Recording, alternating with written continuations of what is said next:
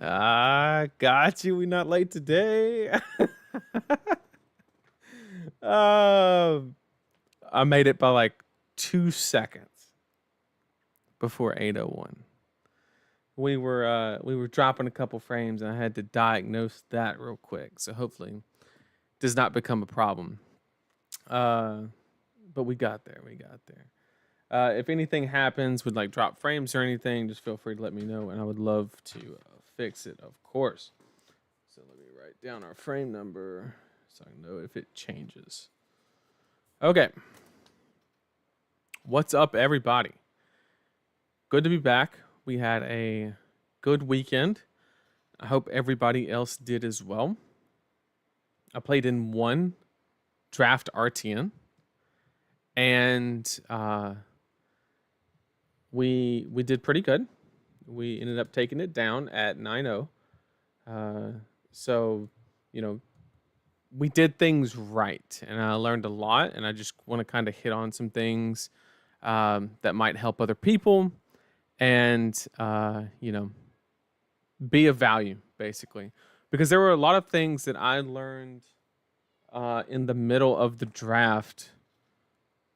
Hang on one second. The cat is losing it right now.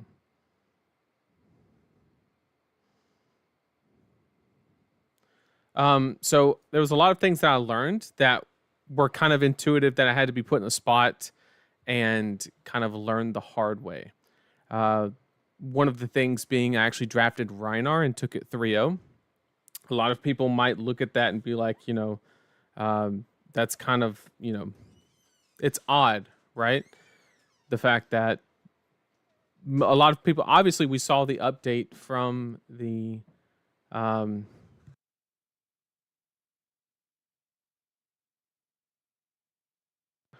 so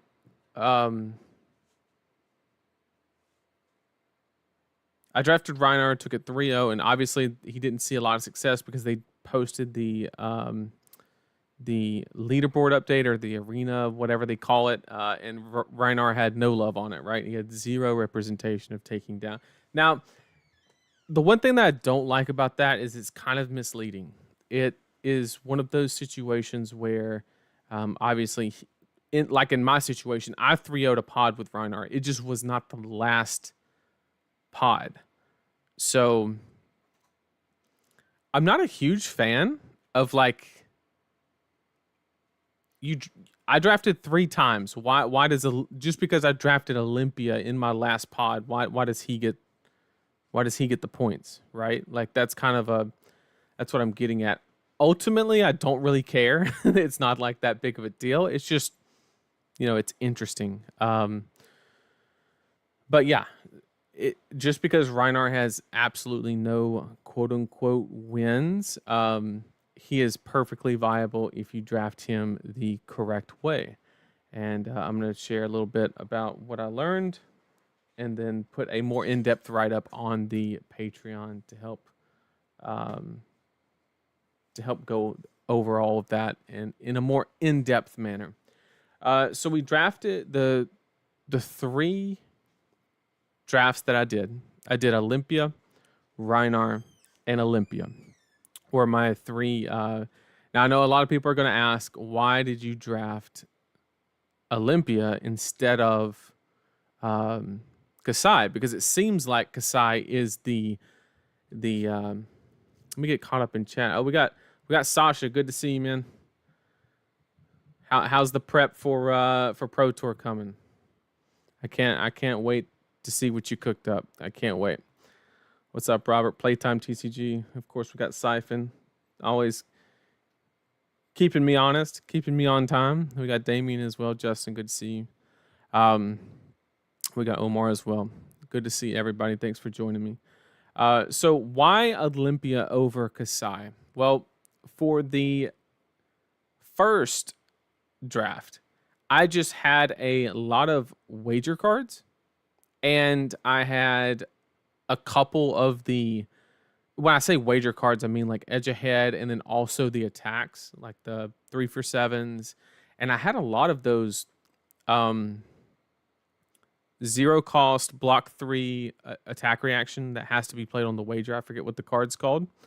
But, you know, I had a bunch of those as well to kind of push over those wager cards on a not so deterministic cost curve, right? Because when you have one floating in this draft format, it's kind of a tell sign. It could be like vigorous engagement or agile engagement, or what is it? Cut the deck, whatever those reactions are kind of like really good tails.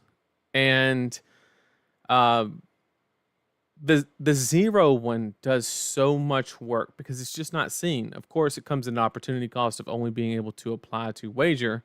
But I think if you, it's one of those cards where I either pick it and then build around it a little bit. I'm not gonna like go all in on it, but I'm gonna start weighing wager cards a little bit more. Or if I'm later into the draft and I see one and I have not built that much wager into the deck, I'll just pass it up. It's too risky of a card. It does block 3 and it is a reaction, so the opportunity cost is not that high, but at the same time this format, you really need to be able to put the pedals to the metal when you have the opportunity. And I don't want cards that are just 3 blocks in my warrior decks.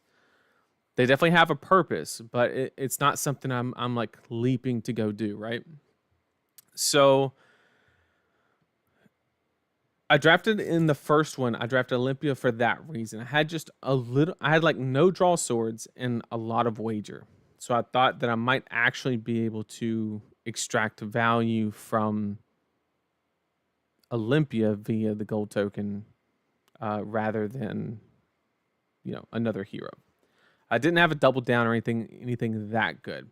The second draft, and then we played, I guess we can go over the matchups as well. We played, when the draft concluded, I was a 1 of 2 warrior, the other warrior being Kasai, so we did it perfect. There were 2 guardians and 4 brutes. We were lucky enough to not play a single one of the brutes, unfortunately. I say lucky sarcastically, right? 2 warriors, 2 guardians, 4 brutes, and we play the warrior in both guardians. So the matchup spread was very, very difficult in that particular matchup spread, or that draft. And we still got there. We had enough reactions where we could push over the guardians, and the warrior mirror, we won. We actually lost the die roll. I think we just had like a really timely reaction that kind of closed the game out. We kind of got a little fortunate on that one. But yeah, so we drafted our seat accordingly. On to the second draft, which I believe was actually the most interesting. Okay. And that is where I drafted Reiner. Now, I want to explain my thought process. I picked a couple like agile wind-ups or lead with speeds. I don't remember exactly which cards, like the first 3 picks or so. And then I see a raw meat passed to me, approximately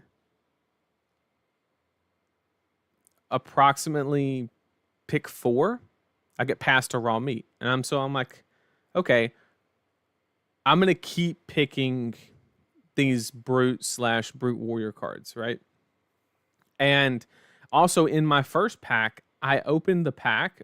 My pack 1 pick 1 had 2 fatal engagements in it, 1 foil, 1 non-foil, and I just threw that down to my left, right, and try to force everybody downwind into warrior by passing 2 fatal engagements, right? I don't know how else to like really push. And I think there's like a red edge ahead or something, or like a vigorous engagement. Like it was a stacked warrior pack, and I was like, please just go into warrior. I'll cut it off and I'll take brute. So we see the raw meat, and that's kind of a signal. I'm like, okay, it's late enough in the picking process. It's a good enough piece of equipment that I'm gonna start picking brute cards. And then literally 2 picks later, another raw meat. So I'm like, we're good, right? I've been past 2 raw meats in the first 6 picks of the draft. I'm like, there is no brute here. And it immediately dries up. So I start panicking and I think to myself, okay, I've been taking a lot of cards that are not traditionally sixes, or not. I haven't been taking wild rides. I haven't been taking like bare fangs and stuff like that. And I was like, wait a second. What if we pump the brakes on doing the traditional, KO brute build?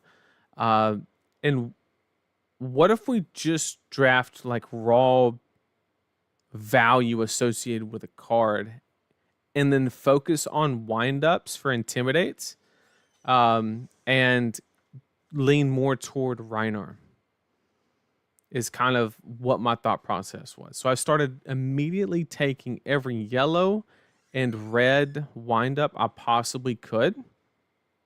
And it literally won me probably 2 of the 3 games by doing like a double and Tim. I did like a pack hunt, discard like a wind up, or 2 wind ups. I think I think I did a triple intimidate one time to close a game out, and it worked very, very well.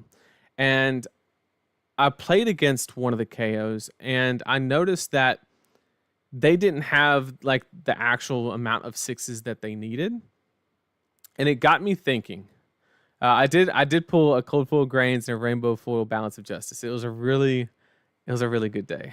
It was one of those days, right? But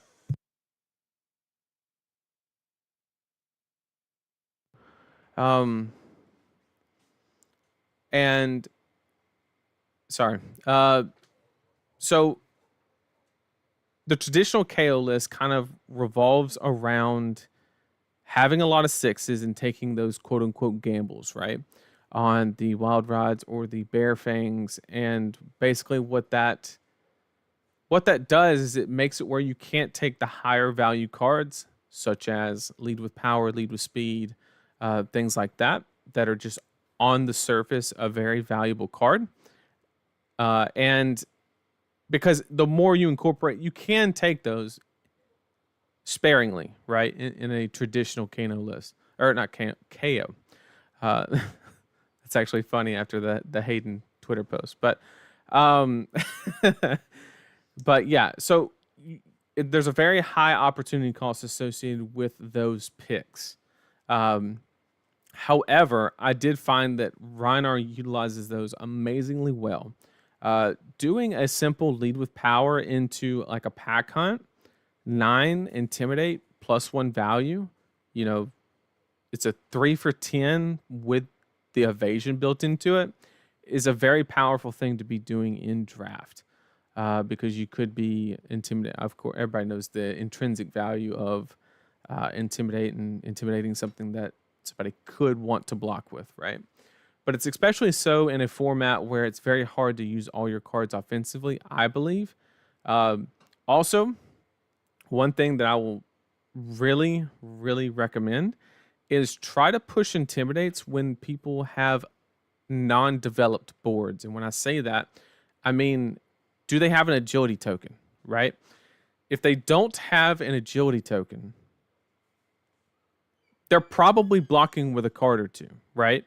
Because it's going to be very hard for them to use their entire hand. Whereas if you intimidate while they have an agility token, then it's not going to equal the same amount of value as you would otherwise. So that's one important thing to be aware of if you are drafting a Reinar deck, is there are opportunities in the match where you get a lot more value from your intimidate than others, and it all revolves around board state. Via it's really the agility token, right? If they have the agility token, they're incentivized to use their entire hand. Therefore, the intimidate doesn't matter. Pretty simple stuff there, but the windups were putting in so much work and pack hunt. Obviously, Rawhide Rumbler and the beat chest 1 cost Bonebreaker Bellow or whatever, whatever it is. It was really, really putting in work. I so I had a Show No Mercy in my list, but it was my 30th playable card. That's ultimately why I went with Rhinar. So it was not like a busted deck. There were 4 brutes in that pod coming full circle. It was a 3 warrior, 1 guardian, 4 brute pod. So we were not doing well. The good thing is we drafted Rhinar, which allowed me to beat the 1 of 1 guardian because they couldn't just default to a fatigue plan because I would just intimidate and win the game. Although they didn't try that, they tried to actively, big bop and stuff like that. Which obviously is correct against Rhinar. And so we ended up getting there 3-0, being a 1 of 4 brute in the pod, which is very, very difficult, but we got there. Yeah, we are talking about Rhinar things. Sorry about that. Sorry if I missed your first one. Plan on taking let me get caught up in chat before we go over the last draft. Planning on taking Max to RTN. You gonna be at Magnolia? I would not be at Magnolia. I am going to level up, I think, on Saturday. So I will be there. Bad. I got my draft RTN win on Olympia in a pod with 4 warriors, and his deck was almost all 2 blocks, but he still won because he never let off the gas. Yep. Absolutely. So then comes the 3rd draft. Oh, and that second pod with the Rhinar, it was a stacked pod. It had Josh Lau, Ed Knight, a lot of the card guys in it. It was a tough pod to make it out at 3-0, but we did it. So we go to the final pod, or top 8, and we open the pack, and by far the best card is Up the Ante in our first pack. So basically, we just take that, right? And that kind of influenced me a little too much, I would say. I saw that card, and it is a good card. Don't get me wrong. It's a very, very good card. It's a blue. It's a reaction, like a useful reaction, and it blocks 3, right? It's like everything you want in a card. The downside was I took it, and then pick 4, I got past the Kasai helmet or hood. And I think I made a mistake by not taking the helmet and going into Kasai.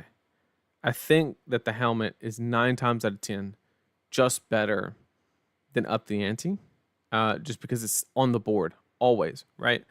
Rather than just drawing Up the Ante. But I chose to take another card. Like there was another decent pick, maybe an edge ahead or something like that, and I ended up taking that, or maybe an agile windup. So we kind of forced Olympia, and we ended up being a 1 of 3 warrior. It was a 3 warrior, 3 guardian, 2 brute. We had to beat both brutes and then one of the guardians at the end, and we came out of the RTN at 9-0. But the most interesting thing, I would say, was Rhinar's interaction with the windups. Being able to intimidate on the fly is extremely powerful. Do not sleep on it. And the pumps in Rhinar are absolutely insane. Had an RTN draft pod where all 3 players to the right to me pivoted to the exact same pick guardian. Yep. So when I was the 1 of 4 brute, that's how it was. It was me, and then to my left was brute. And I think part of that was I took the first raw meat that I saw, but then I ended up passing the second, which might have pushed them into one of them into brute. But there's nothing you can do about that. I'm not going to pick a second raw meat to send especially when we're in pick 5 or 6. There's no shot I'm doing that. There were too good of cards in the pack. So, however, while all the other brute players in that pod were picking Wild Rides and Bear Fangs that they did not realize they were going to be missing on, because when you're drafting brute in this set, if at any point you feel that it's more contested, you need to immediately abandon the idea of drafting Wild Ride. Immediately. The biggest tip that I can give you is do not draft Wild Ride unless you know Brood is very open. Bare Fangs, you can deal with it because you're not taking on an astronomical amount of risk, right? If Bare Fangs misses, it's like -2, 3, depending if you're KO, right? But if you miss on a wild ride, you obviously had shit you want to do after, or you wouldn't have been playing the card. And that is at a much, much higher cost. So if Brood is contested, you'll have less sixes, it'll hit less often. Therefore, you were just going to lose a game to variance, although it was your fault.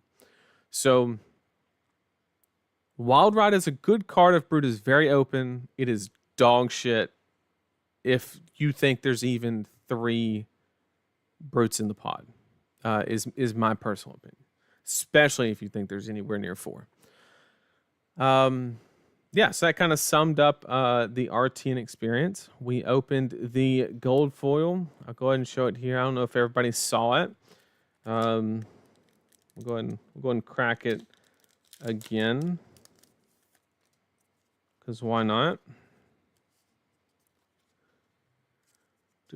That's what we got. Not a bad pickup. Not a bad pickup. We got the Halo. We got the Halo. I think Matt W. also got a Halo.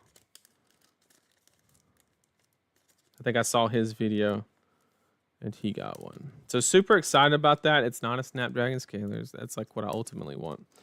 But it was a good one. It was not Code of Frost, right, chat? It was not Code of Frost. That's the number one thing.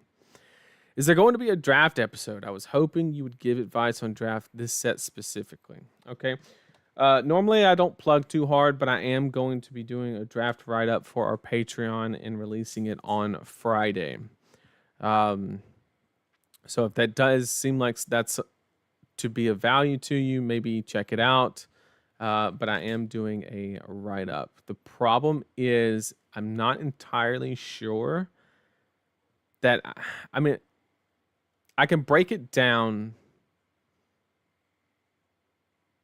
It's a tough one because there's like a couple approaches you can take where it's like, okay, you do a set review, right? And, you evaluate it on a per card basis, or, I did one stream where I just did a Monarch draft and it was not well received from an analytical perspective, right? Some people told me that they loved it, but from analytics, it did not do well. So I just have to assume people do not want to see that that type of content as far as like just watching me draft. Do you have any tips for sooner recognizing when something is being contested by how much and where they are in the table? Well, the easiest thing you can do is know the pack correlation, right? Knowing that the first 5 cards, there's like a 2-2-1 split. There's like 2 guardian cards, 2 warrior cards, and 1 brute card, but it can be any, the one of can be any class, but you just know that. So when you're handed the pack, you look and you say, is there a piece of equipment? Yes. Is there a piece, or do I have 5 common cards that are just warrior, just brute, and then the pack correlation continues, right? So you're just checking for what is missing out of the pack is the best way to recognize. The second way to kind of get an idea of what is left would be basically the power level of the remaining cards is a good tell, right? Because there could be 2 to 3 brute cards in the pack, but if they're not good cards, it doesn't necessarily mean that brute's open, right? It just means that people spent their picks on generics or weaker equipment because they didn't have a lot of options. So it's kind of one of those things where you're using all the information you possibly have to make a guess, and you're hoping you're right. I wish there was a much more like mathematical way, but ultimately that is what, the one thing I will say, I've never seen in my history of playing Flesh and Blood, and I could be on an island with this one. I'll openly admit I could be on an island. I've never heard a story where somebody pivoted and was like so happy that they did it. 99.999% of all the stories I've ever heard where somebody said they ever pivoted in Flesh and Blood draft just regretted it, whether somebody else pivoted with them or they pivoted into something they thought was open and ended up not being open, just whatever the case may be. When people pivot, it is typically not a good time. And in this set, I think you need to get a good read on what's happening at the table by approximately pick 6 or 7. What's up, Donkel? Good to see you again. Pathetic attempt at winning Wheel of Fortune. Oh, you're talking about the title. Okay, I got you. Just need someone to go over what they do with drafting / play style for this set. Yeah. We can take care of you over there. So that summarizes the RTN and the draft experience. I got another CC RTN this weekend. I'm going to just kind of help the team, have a good time, see some friends, interact with the community over in Atlanta. Amazing people over there, both players and just people. And yeah, we're going to go over there, play in one RTN, kind of take it really relaxed. And yeah, I'm not entirely sure what I'm going to bring. I don't know if I want to bring something like hyper competitive or something a little bit more on the fun side. Not entirely sure. I have heard more stories of double pivoting back working. That's possible. Maybe get some recorded matches with you. That might could work. That's a good idea, Kyle. That's a good idea. That's cool not having a real mathematic. It makes sense, yeah. Yeah, draft is one of those things where a lot of it is, I don't want to like, I'm not here to like read your palms or anything. I'm not going to go that like, that out there with it and say, oh, you just got to feel the card. I'm not going to feed you into that bullshit. But like, at the end of the day, you're taking a guess at a number of variables that if you know what data points to look at, you make a decision based off of more data points, you tend to be more correct, right? And that's what it ultimately comes down to. But at the end of the day, what you take from a pack is not going to influence what somebody else has taken from a pack. And historically in Flesh and Blood, people lock in their hero of choice within the first 6 picks, has been my experience. So there's nothing you can take to influence the 6 people to your right. It's just a fact, right?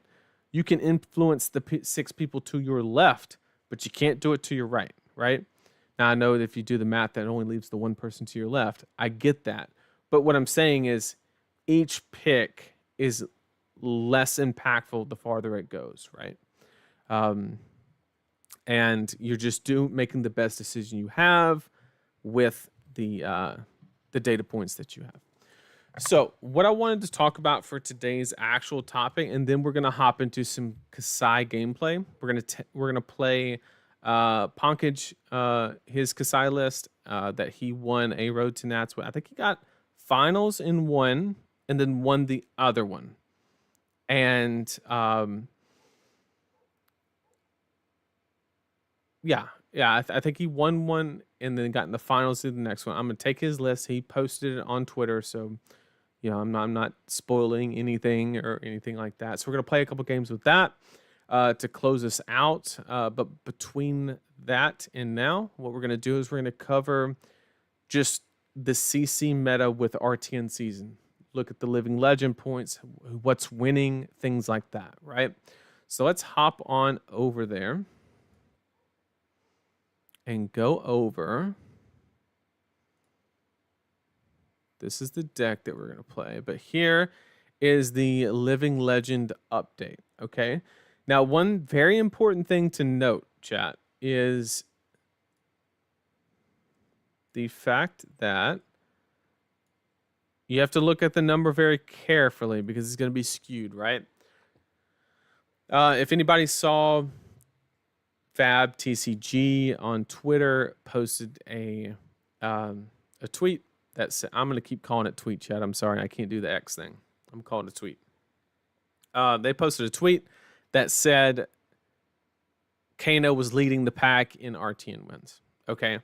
And now it's very deceptive because you can say KO has 72 and Kano has 48. So how is Kano leading the pack? Well, the answer to that is if you look up here, battle hardened wins give you 40 points. So we have to deduce 40 points from KO, from Yuki's battle hardened win, because this is the heavy hitter season, not just RTN season. So we have to minus 40 from KO, which would put him at 32, which is under 48. And then we also, people might be looking at Prism and saying, you know, panicking a little bit like, holy shit, Prism got 42 points. No, she only won 3 RTNs. She's not winning shit, right? Now, I'm not saying that she's bad. I'm just saying that this number looks way scarier than it actually is because you have to count, you have to minus 40 from the, you have to minus 40 from the 52, which is 4 or 12, and then divide by 4 is 3, right? For Road to Nationals is 4 per win. So she won only 3 RTNs. So nothing crazy there. There's not a whole bunch of Prism showing up out of nowhere. She is out there, but the number makes it look worse than it actually is. KO and Prism are the only ones that you have to do that with because they're the only ones that have won a event outside of RTN season, with the exception of Victor in Blitz, but that's irrelevant, so we don't particularly care. So let's look at what's winning, okay, and kind of like ask ourselves, are we surprised? What can we take from it? Where would things shift knowing this information? Also, Bravo got points for... Yep, that's a good point. I forgot about that. So he only won... Holy shit, he only won 1? Dang, Bravo sucks. Yeah, I completely forgot about that one. Thank you, Stefano, for reminding me on that. So let's just start from the top. Let's let's talk about Kano first. We got Peter in the chat. Why not? Tell me if I'm wrong, Peter. This is a funny story. So hopefully Peter's cool with me sharing this. It's not really anything crazy, but like, I reached out to Peter. I think it was like 4 days ago. And I said something along the lines of, I need a favor. He goes, yeah, what's up? And I was like, I want to play Kano at RTN. I've never played it before. I need some help. And he goes, if your plan is to play a week's worth of games and go to an RTN, you're going to lose every match. And I was like, we got to do it for the meme and the respect. And then not 24 hours later, after I played a couple games, I was like, you're right. Terrible idea. Terrible idea. Oh, man. So, if you see this number and think you're going to take Kano to an RTN, if you can do it, like, I don't know, put in an application at MIT or something. I don't know what to tell you. But I wouldn't say that it's like impossible to learn. I would say that it is on the difficult side, but it just takes a lot of reps. Like, you're not doing anything that's like astronomically complicated. There's just a lot of data points that you have to reconsider all the time, and resource counts and where stuff is in your deck. And it's very mentally taxing. And if you're not used to that, you are going to fold. Simple as that. Also, Bravo, let's see. Fi is going to LL this year. I'm not ready. He could. All it takes is like one event. And this is, you have to remember though, this is just due to Worlds, right? I think if you look at Fi only won Worlds and then like 2 callings right when Stubby Hammers came out, right? If I'm not mistaken. I could be wrong. So a lot, this is kind of like the Dash situation where like during these seasons, they don't win a lot. Obviously, they only won 2. But just randomly, they'll spike a big event, get a bunch of points. And that's why Dash is up here. Like, when was the last time Dash was like actually dominant? It's been a minute, right? But every now and again, she'll just take a calling, right? Merrick Kemp. Dash wasn't on the radar. He took down the biggest calling, right? And it just happens. And then that's where a lot of these Living Legends points are going to come from. Dromai is actually the complete opposite. Dromai is dominating these lower level events, but not winning shit when it comes to actually like big events, right?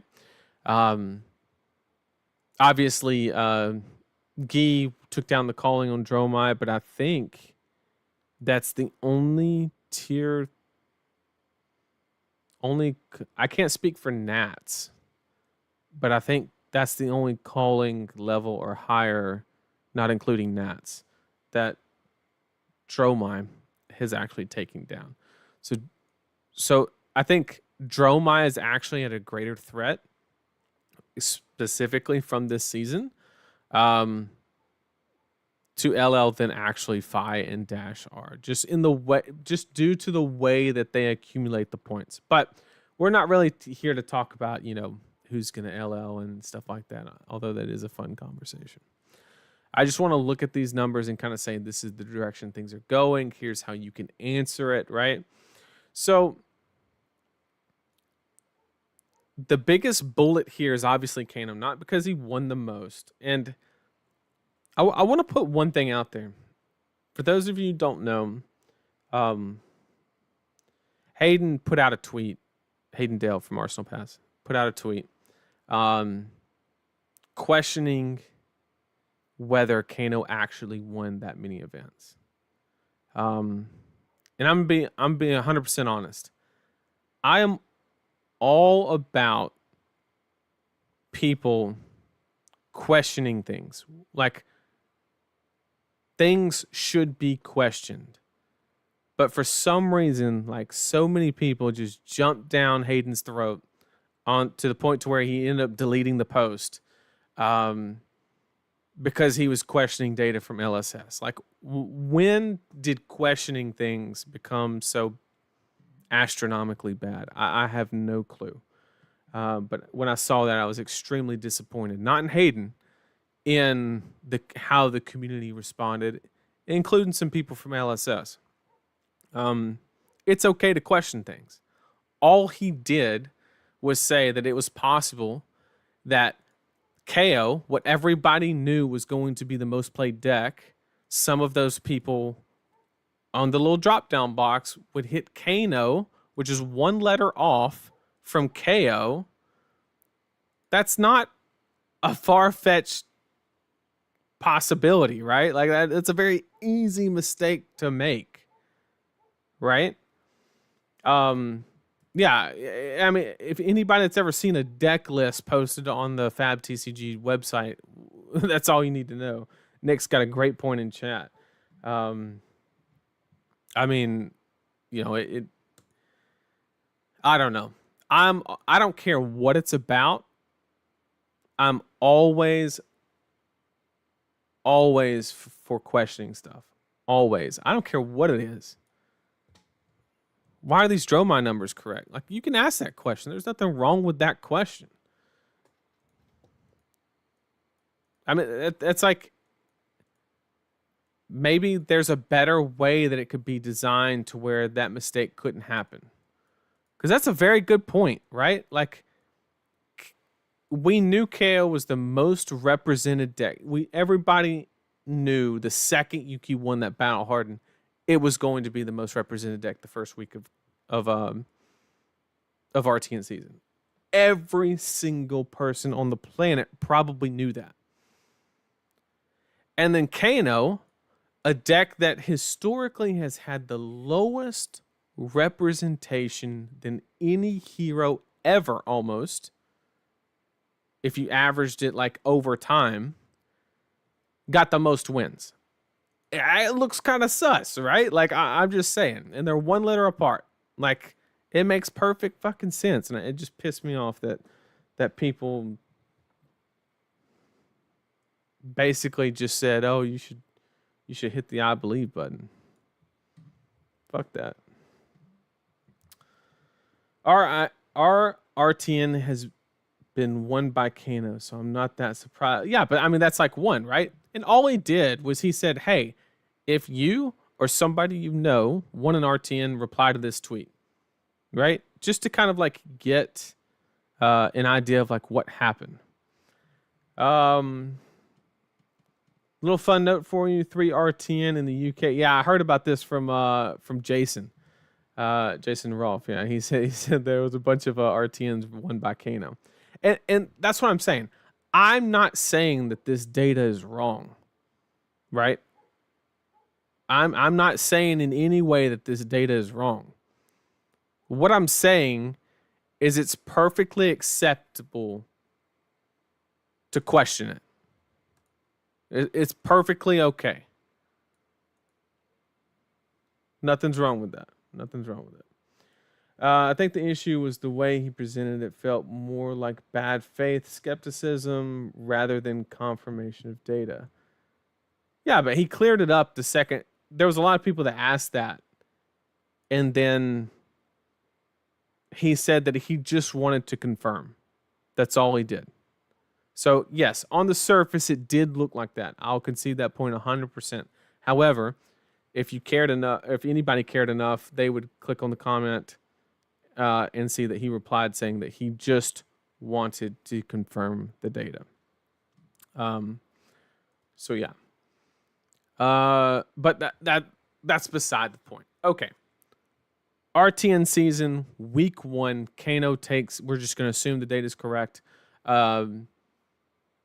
And Kano won the most RTNs. Okay, what does that mean? It's perfectly okay to clown him a little bit. Yeah, I mean, some of it was clowning, some of it wasn't though. That's kind of like the. To be honest, as soon as people stop discussing and just accepting stuff as when errors happen, it couldn't have said it better myself. So Kano won. Let's try to define why Kano is winning events. Okay. I have a prediction of why this is happening right now. Okay. I think that Kano is winning events right now because everybody knows that we entered the new phase of Fab where they openly admitted they were power leveling down the game, right? We saw this in Bright Lights. We saw this in Dusk Till Dawn. We saw it a lot less in the new set, but like overall, in the past year or so, the really, really strong heroes in Flesh and Blood have left the game via LL as they're supposed to, and the ones being introduced were on the weaker side, right? And so, I think a lot of players, even a lot of good players, recognized that the overall offensive power level of the game has gone down, right? Where Rune Blades used to present 30 damage out of nowhere, Channel Mount Heroic, Skeletor, all of these different powerful combinations, burst, right? We see a lot less of that.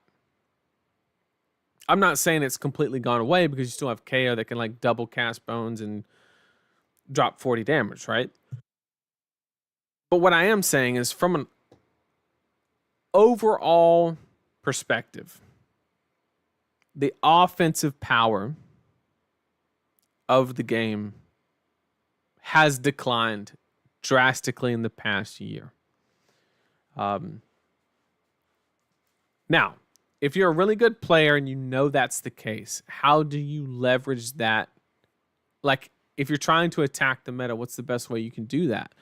Well, you kind of lean on things like Victor, Bravo, all these decks that kind of do things on the axis of value, but they're not really putting on a ton of offense, but they get minute advantages in value and turn cycles over the course of a longer game. And I think people picked up on that strategy, and that's why they brought Kano. Is they're trying to pick on the people that have recognized that the pace of the game has slowed down. And historically, Kano just destroys anybody that tries to do that. Right? Yes, Donkel, Kano beats Victor and Bravo. Everybody knows that. That's what I'm saying. People are bringing Kano to attack people like Bravo and Victor because they are bringing Bravo and Victor to attack the meta because it has slowed down. Right? And I think that's why Kano has done as good as he did this week. Let me get caught up in chat real quick. Kano's winning week 1 because people disrespect him. I don't think people disrespected him just now. I honestly do not believe that. I think people. I mean, let's do a poll in chat. I don't want to know if you brought a deck that was bad into Kano. I want to know if in your deck building,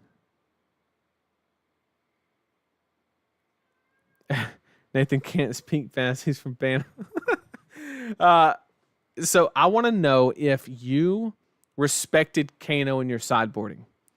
Post it in chat right now if you did or did not. Respect Kano in your sideboarding. A good example of this, like if you brought Bravo, you're a dog into Kano anyway, but did you at least bring AB3? Or did you just say AB1, screw it, you know? Let me know in chat if you respected Kano or not. I would assume that a lot of people respected it. I think that people just chose decks that are dog into it. It is kind of the thing. Well, Nick, you don't count because you literally cannot respect it. So, assuming is that Teklavos, Nick? I don't know your last name. I'm sorry. If that is you. I play Bolt and I respected Kano. Let me start from the top here. I decided to not care about No Rune. Okay. 100%. I got AB3, Spell Void 1. Did not respect. I have 4 cards dedicated to him. Yes, always. AB3 plus no fears. Of course, Peter, you respect Kano. Didn't respect Kano, but there were no AB pieces in packs. Play Bolt. Oh, that was a draft joke. Play Bolt and I respect. Yeah, it seems like most people. So adding in tech for Kano isn't respecting him, though. Ask the same question, but then ask how you tested the match. Well, that's like competency into the matchup. That's not even worth a poll, because then if you ask anybody how they test, they're going to say that they test the matchup well. But you know, if you play against somebody who has 3 reps into the deck, then you know that's not real testing. But that's not something that you can survey because you don't have a standardization of what testing is, right? So I agree with what you're saying. There's just no way to measure what you're saying, not accurately.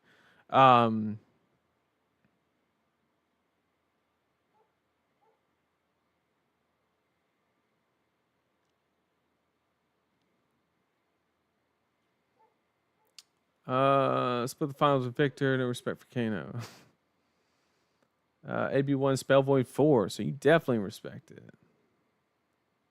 That's what I was saying, Gavin. Nick, a buddy, he played Tekla Vossen. Got top 4. He got an invite with Tekla Vossen. And I thought that, yeah. Just watched the podcast episode with you. It was awesome. I appreciate you checking that out. Yeah, if anybody hasn't checked it out, Siblings in Cardboard, they do a podcast. They asked me to be on last week. Go check it out if you have not. Good stuff over there. We talked about like me and my history of bubbling events and like ways that I could possibly kind of improve on it and stuff like. It was a really good discussion and a lot of good things came out of it. Absolutely.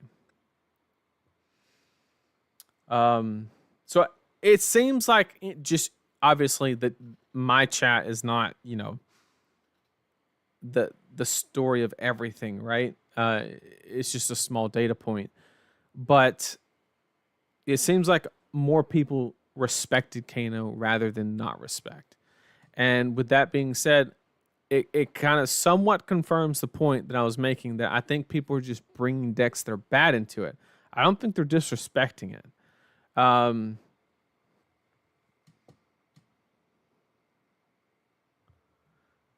You can't say you respected him if you added 4 cards and have never played the matchup.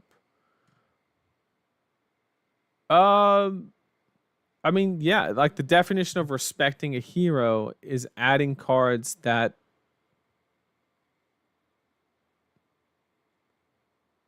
I mean, you can put in all the A, B, but if you don't understand the matchup, you're still going to lose. I 100% agree with that notion. But on the point of like respecting it, I mean, adding cards for one matchup that doesn't do you any good with any other matchup is respecting. Would you consider people like us that follow the game isn't the whole of people those people playing at the RTNs? There are people who never played their decks prior to RTN, 100%. I know a lot of people were very unwilling to test in a Kano. They just throw up their hands and give up. Yep, absolutely. Absolutely. So I 100% agree with the notion. I just don't know how you would measure that as a data point. And anytime you're working off of something that does not associate with a data point, it gets kind of iffy really quick. And so that's my theory.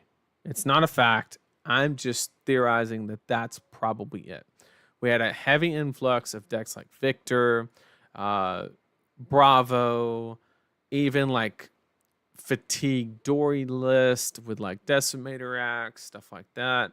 Some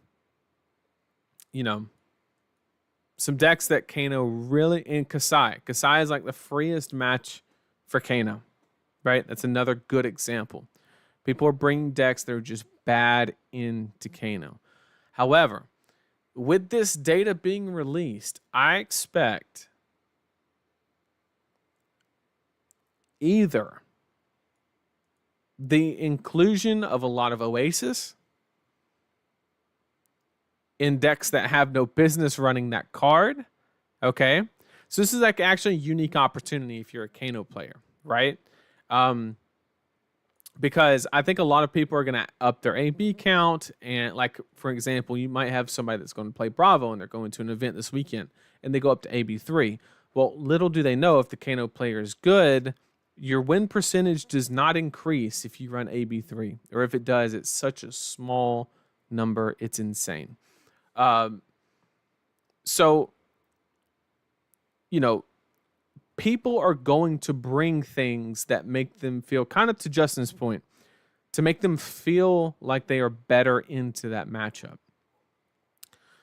So the Kanos have the job to go into a meta that is kind of expecting them, and we'll see how they perform. I think the really top Kano players will be just fine. I don't think they'll be phased in any way.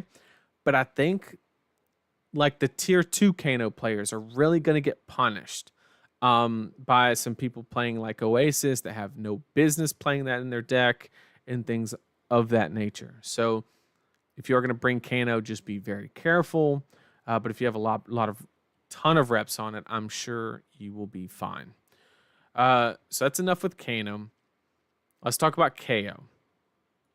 Who is second? We have 32 points with KO, 32 with Dash, only 4 with Bravo because we have to minus the Battle Harden.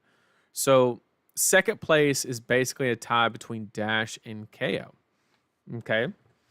Now, Dash is kind of doing the same thing Kano is, if you really think about it. If you're not dedicating 15 cards,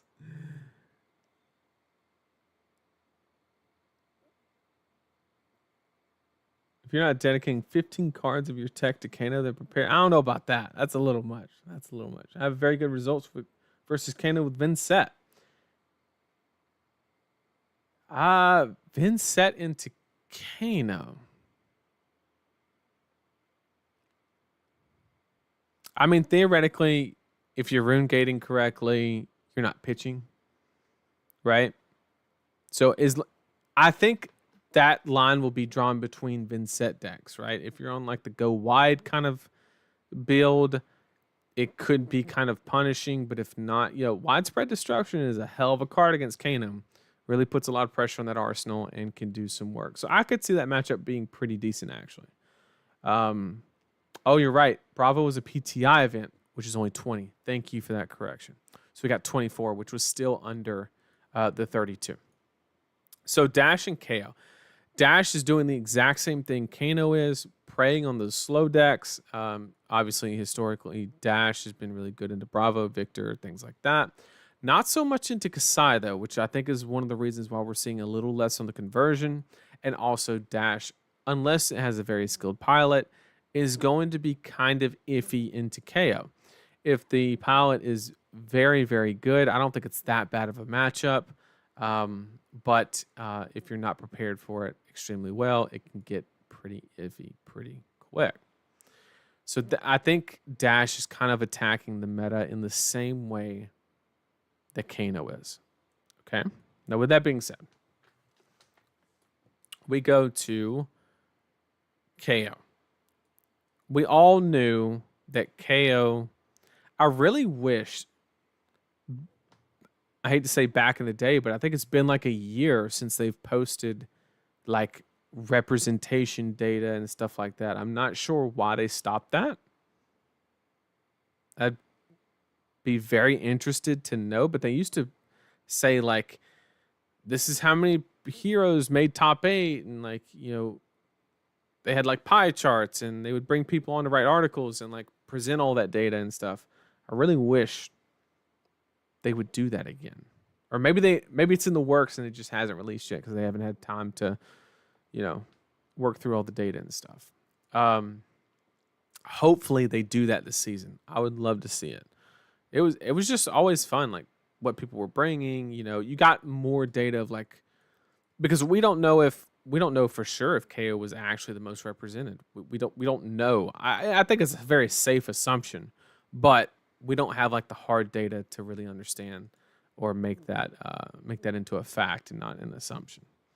They stopped posting the data because half of it would be Lexi. I mean, to be honest, I've said that before on the stream. I said that during the Lexi meta, they didn't post it because it just made it look really, really bad. Because when you throw up a pie chart and it's 70% Lexi, it's not a good look for the game. I'm not going to say that LSS would do something like that. It would be extremely disappointing if they did, but you got to do what you got to do. And if I held that data, I wouldn't be excited about throwing it out either. You know that KO and Prism results included the... Yes, I already went over that, Alex. I told everybody at the very beginning to minus 40 on KO and Prism, and then I thought it was 40 on Bravo, but Bravo was a PTI event, which is only 20. So yes, you have to take the Prism and KO numbers, knock 40 off, like I mentioned earlier, but only knock 20 off of Bravo for the PTI win. Yeah, so I think that KO was the most represented. However, we have no way to factually confirm that. And I think it's just because it does something very linear, very strong, and it's very easy to execute. It's not a difficult deck to play. I don't care who says it is. It is not. It's a very easy deck to play. And I think a lot of people are just capitalizing on that. I think that it's very possible that the second most represented deck actually could have been Kasai. I would not be surprised by that. And she took down a decent number. She took down 5 events, which would put her at just behind Victor. Kana tied with Dory, which is insane. Less than Dromai. So not for some reason, I think there was a lot of Kasai representation, but I really don't think that she was converting too terribly well. And we're going to kind of get into that during the Kasai gameplay that we're going to do in a few minutes.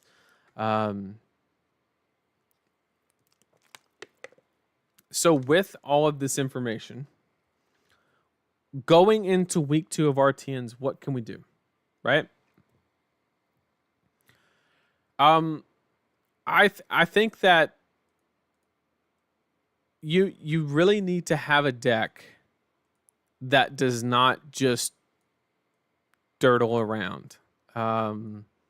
Like, what do I mean by that? I mean, Victor does something that is like inherently powerful, right? He has really strong turn cycles. However, he is depending on people.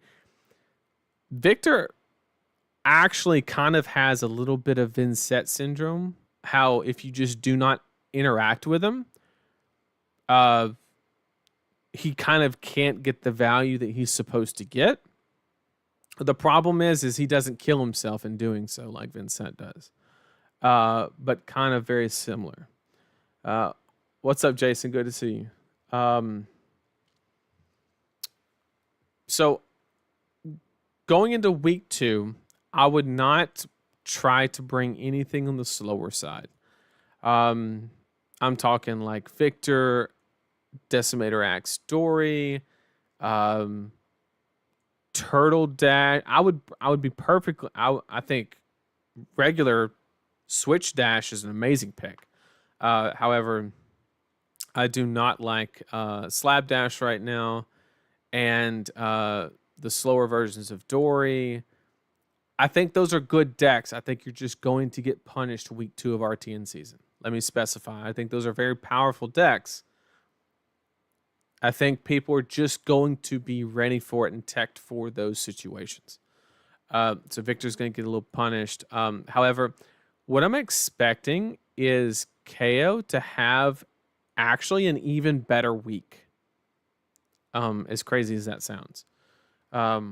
Because I think he was the most represented and he did not convert that well. But I'm thinking that a lot of people probably brought other decks that got destroyed by these slower strategies, probably got a little frustrated, and are going to pick up KO because it's low-hanging fruit, easy to play, and powerful. That's kind of what I'm speculating, is that there will be more KOs go even more than we had week 1. That's my speculation. If you don't interact with him, he sends Thunderquake for 10. Well, yeah, Donkel, but that's a 4-card 10. Now, you're 100% correct that you now have, if you do that enough times, then you have a fatigue situation, right? Of course. But there's so many times in a Victor game where you can just sit back, set something up, and hardly get punished for it. Yes, you can get machoed, but the rate on macho is dog shit. And, it's very rare that you're going to do nothing with... The only way that Victor is getting 18 points of value is if you attack him, is what I'm saying.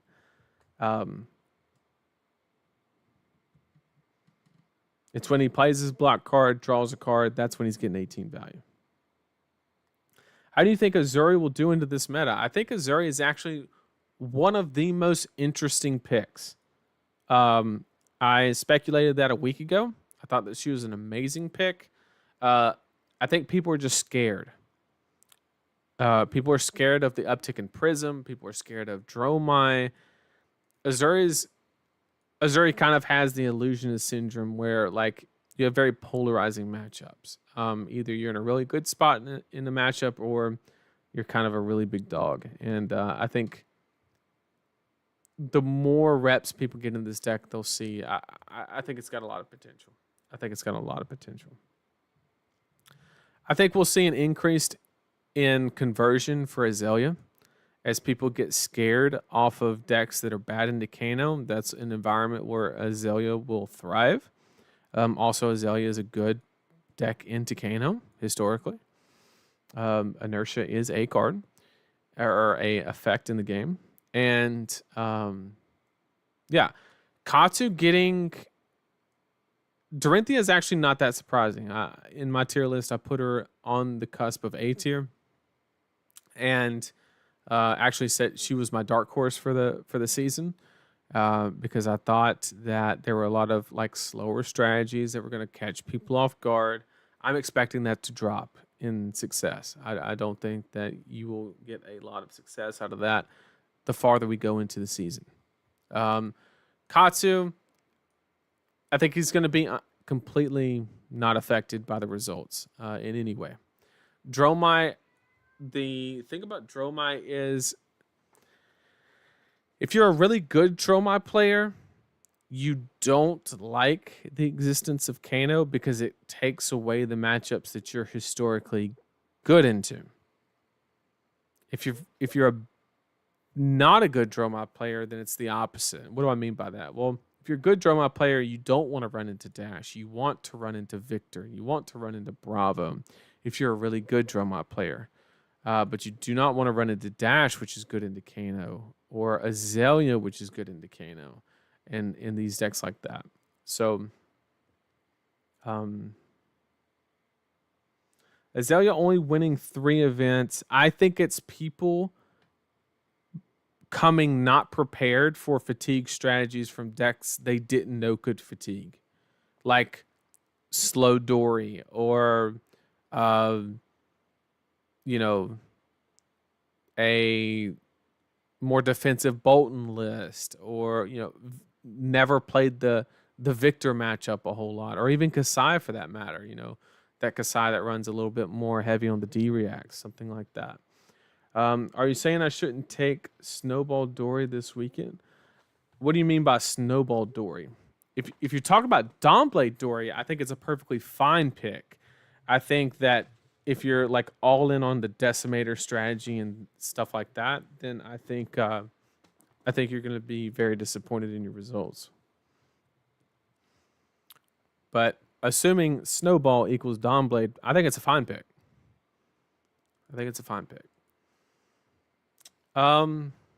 Yeah, there's a couple sleepers. Keep your eye out on Bolton. I'm expecting that number to go up. Katsu, I don't expect too much of a change. I don't expect any change on Fire. I just don't think his representation is going to be high enough. I could see Dromai's win rate go down because we could, like I explained earlier, people think Kano's good, so they pivot off of decks that Dromai can, if you're a good pilot, really pick on. Other than that, I think that Bravos or Guardian in general will see much less representation, mainly due to good results from Kano. I think that's kind of obvious. I don't think that's very groundbreaking. I'm not expecting a Prism uptick because it's just such a difficult deck to learn. If anybody picks this up within a week, they're going to struggle. Levia, I'm expecting this number to go up. It's very skill dependent. It's not an easy deck to play. But I'm expecting like 18 or maybe 20 points. 16 to 20 is what I would guess for Levia. A little bit better conversion from Levia. Levia is a little bit more difficult when you're playing against those fatigue strategies, and you have to really know that matchup in and out to really execute it. And as people move off of those strategies, it'll just let Levia players do the high value turn cycles that they want to do from the beginning. It's why you play Levia, right? So that's my RTN week 2 prediction, how things are changing, what direction, things are going. Now we will go ahead and hop into the Kasai games. Reinar, I think, was a very good week 1 pick. I think you would have done very, very well. Obviously, like in the Kano, a lot of dash was showing up as well. But I think that like the window of opportunity, I don't want to say shut, but it's shrinking every week. So I think that Reinar was a really good week 1 pick. Just not a lot of people had faith in it, and it's going to slowly lose its opportunity as we close out. So I'm not expecting any change. For everybody that realizes Reinar is good, it'll just be less conducive, right? Kind of situation. Levi is amazing right now. People are just not. I'm not playing Kasai into Kano, Justin. I'm not doing it. That is a huge waste of time. So I have to give credit. This is Ethnic Smokes List, aka Ponkage. He created this list. I saw him play it in the finals. Had a good time watching it, and I was like, "Hey, let's play that." So that's exactly what we're gonna do. That is exactly what we're gonna do. If anybody has any questions about what I went over during the RT and stuff, just send it my way. Just let me know. Put me on a stream that people love me. Well, I don't love you, Donkel. The people can love you all they want. I haven't earned my love yet.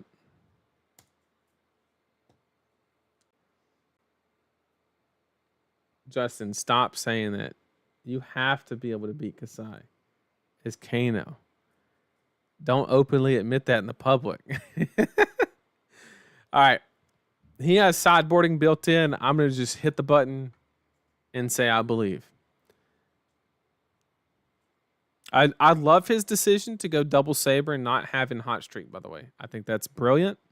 I 100% support that.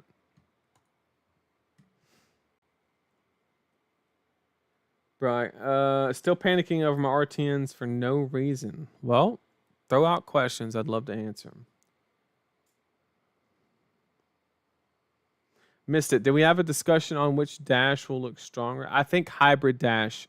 Sorry, I missed your question. I just now got to it.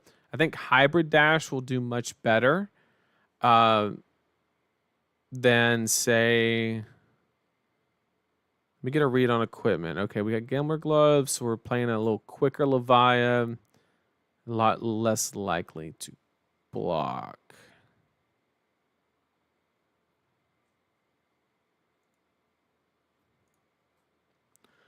Oh,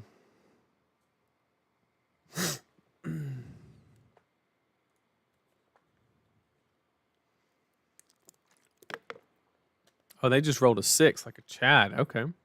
That's cool. Over these two, we're going to favor the copper generation. Simple as that. We would love to keep all of them, but it is slightly lower value. But if we can ever present a blood on our hands kind of situation, then it gets really good really quick. This is kind of lackluster. We don't have a source of go again, obviously. They only have 1 in graveyard. So playing Nourishing here is actually good as a restrictive, right? Because they kind of want to double block, fill the grave a little bit.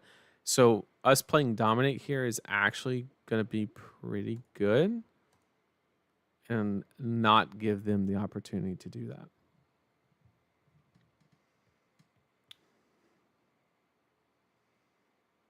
Wasn't you here when Josh ranted on Kasai yesterday, Nate? So he was nice enough to send me a message saying people might bring up the fact that I think Kasai's dog shit right now. So just be warned. And here it is. And we talked about it for a sec. And I kind of agree with what he's saying. I think that there's a very big reason. Okay, we need to get 2 yellows in as quickly as possible, but we're not going to do so like very badly. So we have double go again here. We can get quicken.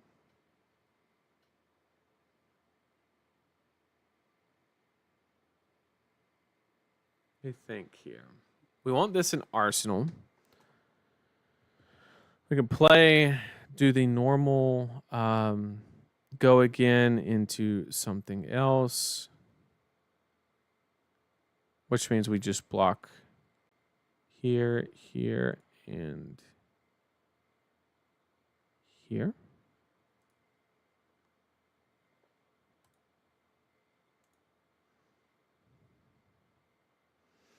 Unfortunately, we kind of waste the quicken token here. Although, do we? Because what we can do is we can just outland skirmish this right here. And it does, if this connects, if we get the copper here, basically, if he blocks this, what I'll do is I will Blade Runner into the next swing to secure the copper. He did not. So I'm not going to Blade Runner, and I'm just going to yeet. Oh, wait, we have to get the nourishing out first. Okay, so we're going to Blade Runner anyway. I was going to say that we were going to yeet the nourishing, but we don't have the yellow to Kasai without playing the Blade Runner, so we're just going to Arsenal it. I thought I was getting all cheeky. Anyway, I think that she does some powerful stuff, but I think that the other heroes just kind of do it a little better, or do it in a unique way that attacks the meta in a better way. I'll put it that way. And the easiest way to have that conversation is tell me the last Flesh and Blood deck that existed that dominated the meta that just did like value but didn't really have on hits. And when I say on hits, I mean strictly negative on hits. And there really hasn't been. You really need to not let your opponent do what they want to do. That's a very important aspect of Flesh and Blood. And this deck has some on hits where it's like, hey, if you give me this copper, I might turn it into something, right? But it very rarely is like, if this hits, it's jacking you up, right? And that is something that you really don't want to forfeit in the game of Flesh and Blood. Simple as that. I'm between Azuri and Leviah from Artians. Will probably be. I think either one is a great pick. I was in the draft top last week. Did you qualify? Yeah, I won an Artian. So I will be at Nats. Let's look at our line. We do have Kasai to turn on the nourishing. So what we can do is, I mean, this hand's kind of bonkers though, just the way it is. So I think we're just going to take this. We need to get her on the back foot as quickly as possible.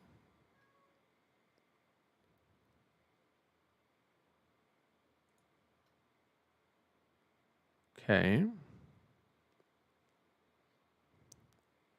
We do have to be very careful about the flesh bag. I'm gonna go ahead and turn in balance because I want Levi doesn't have too many on hit effects, and I want it to be live for when she does play Blood Rush. And then I'm basically telling him I'm swinging twice, which kind of worries me. This could turn on the flesh bag, but we have in the swing that we're gonna hold to reduce the variance of one of them getting banished.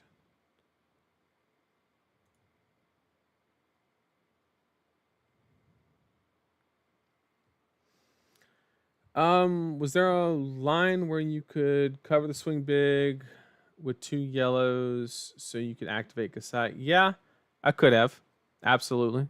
I could have done the same thing I was thinking just correctly. Yeah, I could have done that. Do you think it's valid to prepare, bring 2 decks to an RT and decide? I do it all the time. I bring 2 in my bag, I see who's there, and I'll swap it. I do it all the time.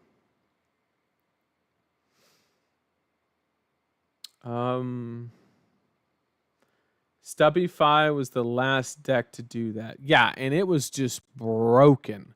Kasai is not broken like that, right? Dash is a good answer. T Dash is a good answer. I don't think that Dash. It's been a long time since Dash has actually quote unquote dominated the meta.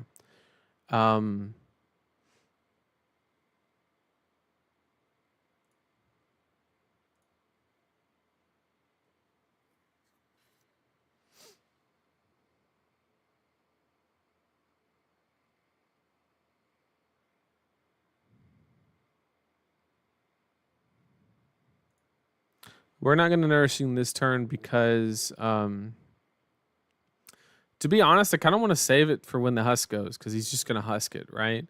And not only that, but we have in the swing, and we kind of want to use that.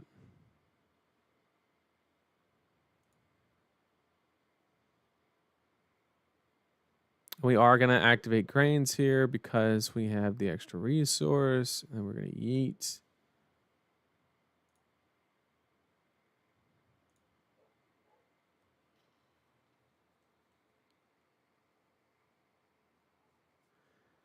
Nathan, we ready for Briar 2.0 soon, man. I really hope. I hope sometime soon.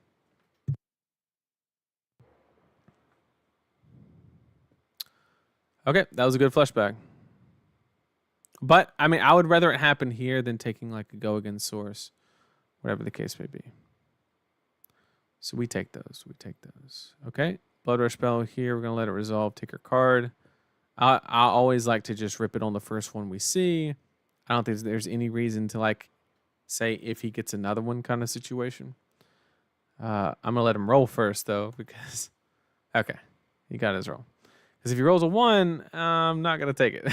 Okay, we're gonna go ahead and take our card.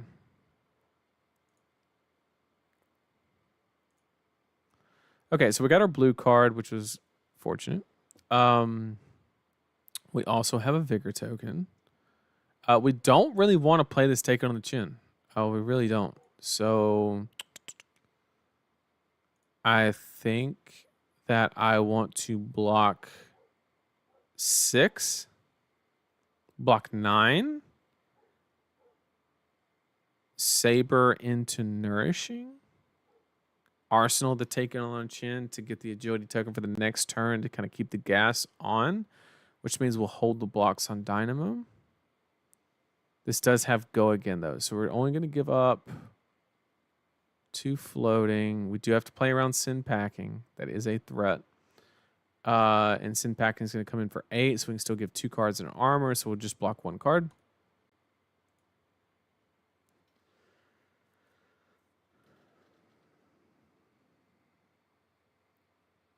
When is Bracers better than Grains? When you need to force an on hit. I, in that particular situation, would rather reduce the risk of not getting a blue. Like we almost didn't do if he didn't play Blood Rush, we would have not had a blue. But if you really need an on hit like Spoils of War or something like that, you always Bracers. Basically, is the idea that I like to have. Okay, so we'll do this right here.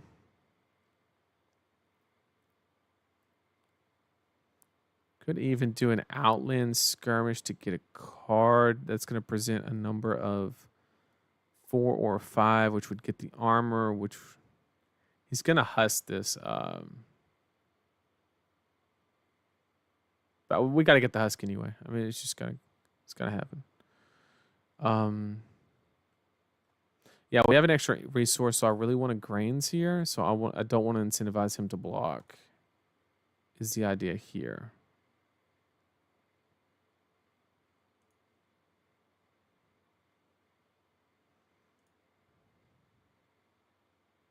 Although we are incentivizing him by activating Kasai. to some extent.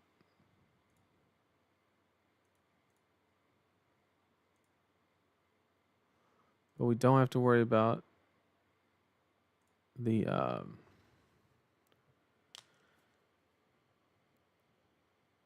we don't have to worry about the flesh bag. No, we didn't block with Dynamo because we don't have the intent to swing both sabers on this turn.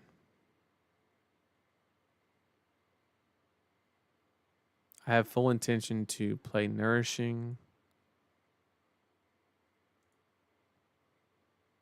Therefore, I wanted to carry the block over for the next turn.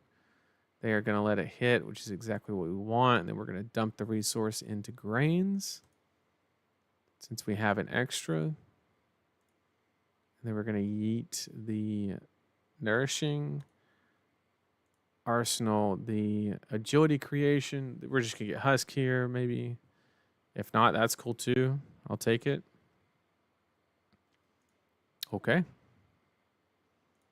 You got it. We're just going to Arsenal this and say we had a productive turn. Okay, we don't have enough copper for this to be a valid card, nor is it going to make it back around, right? This game's going to... So we just block with those. We're not going to get married to it. We're not going to get committed in any way.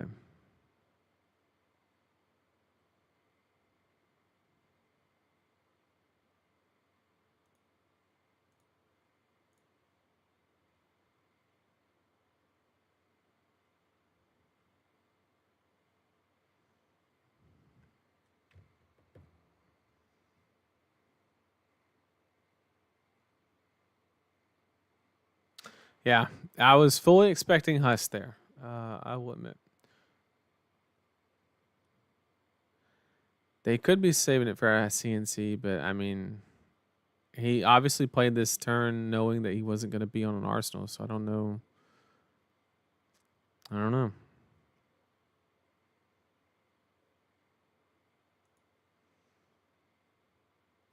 For this situation right here, I do love just staying low to the ground to reduce the significance of Husk. So what we're going to do is we're just going to block here, here, and create the agility. And we're just going to Arsenal the run through. And we're literally just going to reset our boots and call it a day. Stay low to the ground. Make sure that they get minimal value from this Husk. Keep the attack pattern low. And let the... Or wait, oh shoot. I didn't activate my agility. I mean, I guess it's not the end of the world because we could just play it, right? But okay, let's go back. Thank you. And then we'll play Take It on the Chin, which is what we meant to do to make that agility token.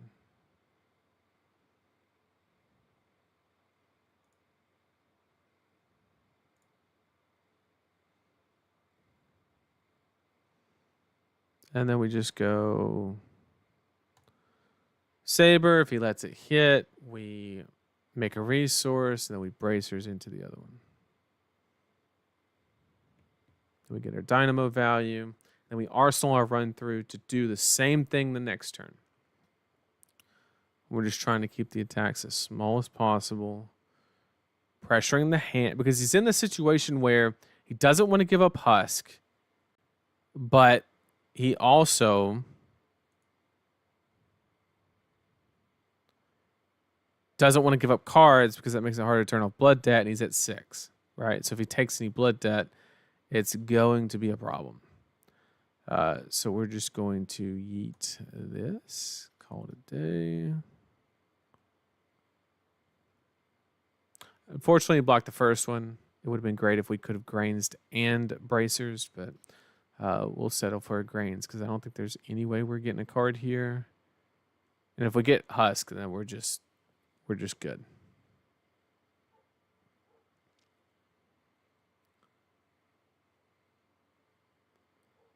Yep, there it is. So we just convert it into a resource, and then Arsenal to run through, and we're going to try to do the same thing the next turn. We're just going to keep it blue, block with everything else, keep it low to the ground. Just going to keep doing the same thing. Yep, here's a send packing. That does not turn off blood debt. So he's going to flip here, which is going to turn off...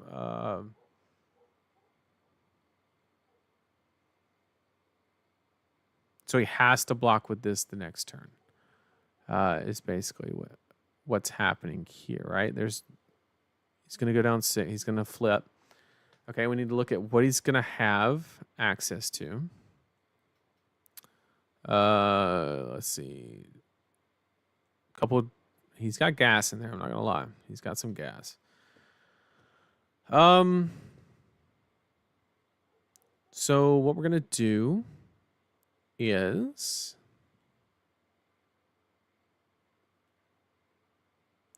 block here and here.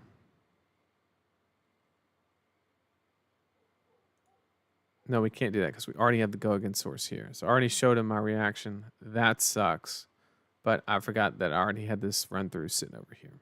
So we're going to take it on chin. Get the go again. Get our card back. Now we have go again. The good thing is, though, if he throws the husk on the second attack, which I think he will, we don't have to play the... but he doesn't want to block the first attack is kind of the situation that he's going to be put into.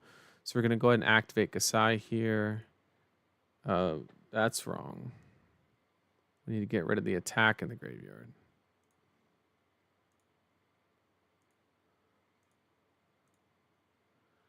Okay. So this puts him in like a kind of a weird spot because he does not want to block this, right? He doesn't want to throw Husk. He doesn't want to give me a card. And he can't just throw Scabbies in. He's definitely going to give us Husk on the next one. 100%.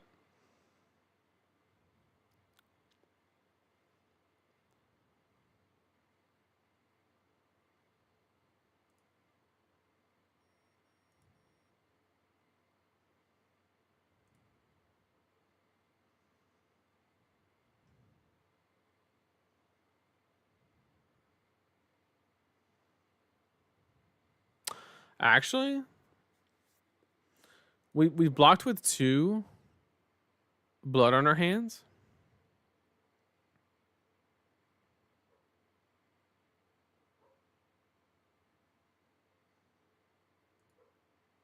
This is that moment where I really wish I knew like the deck list. Do we run cash in? I don't know if it's in on this list. Matchup. Levia. Okay, cash in's in the list. So we can't crack the gold draw and not attack because we know he's going to lose Husky anyway. That's what I would love to do, but we're going to go ahead and swing. Oh, we need to swing to reset the dynamos, so it didn't matter. We got to swing. Yeah, we get the Husk here. We just arsenal this because we're only getting 1 value from it, which is not where we want to be.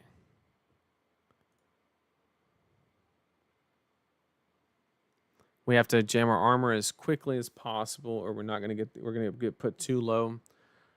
This is okay. So this is the turn.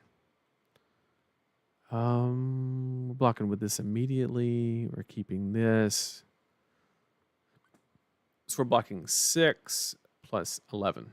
Blocking 11 here is doing the same rotation.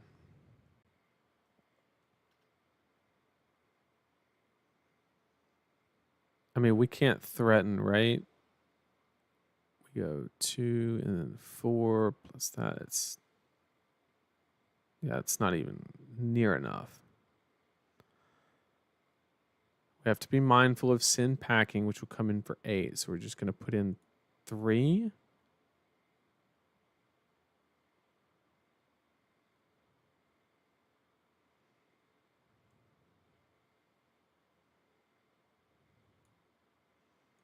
And make sure it's this 3.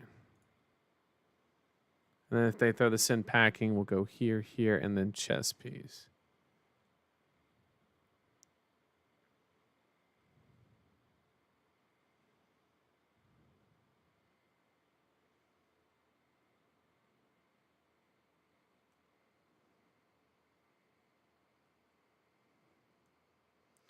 Looked at his deck and didn't shuffle. I mean, you're not wrong. Oh, he rolled Scabbies and got all the action points. Well, this sucks. We don't have to play around. If this is anything more than a claw, I think we just lose.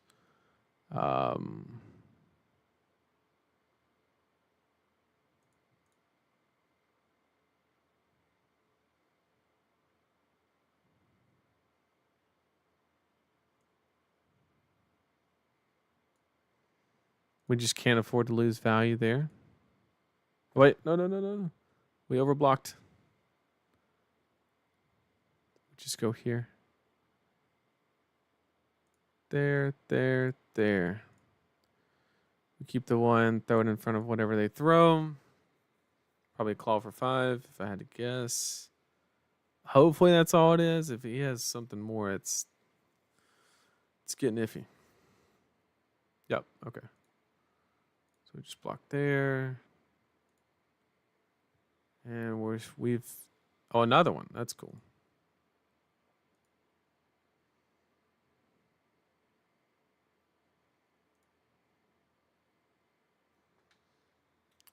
We might as well Kasai here because he's not going to.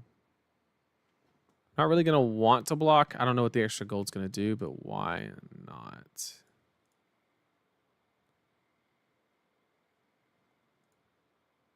We really need like a cash in or something here. That'd be fantastic.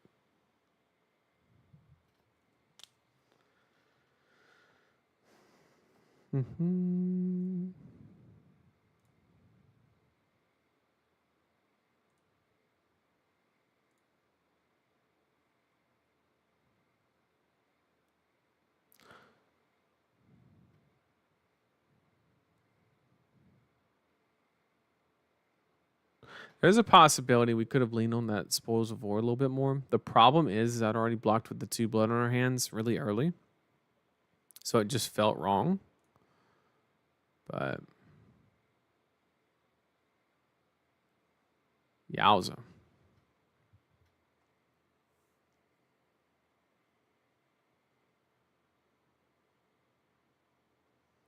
Rolled a 1 into a 6. Nice. Well, we can't crack back, so we're gonna take the L in this one. I'm almost sure.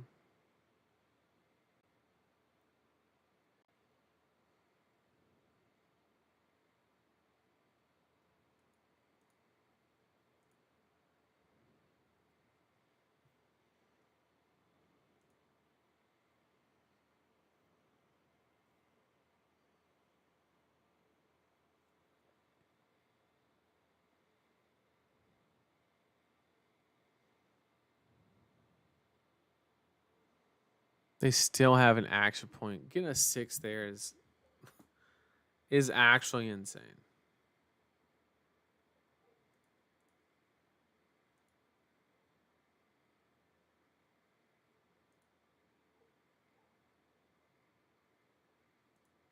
Yeah.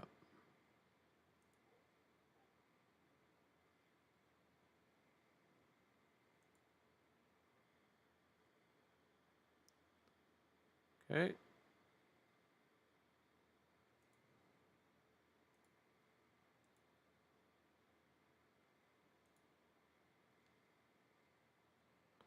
Ba-ba-da, ba-ba-da. I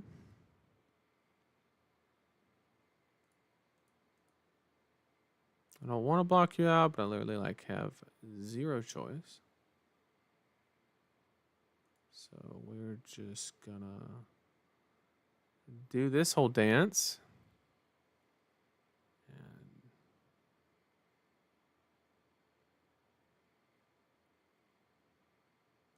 probably has another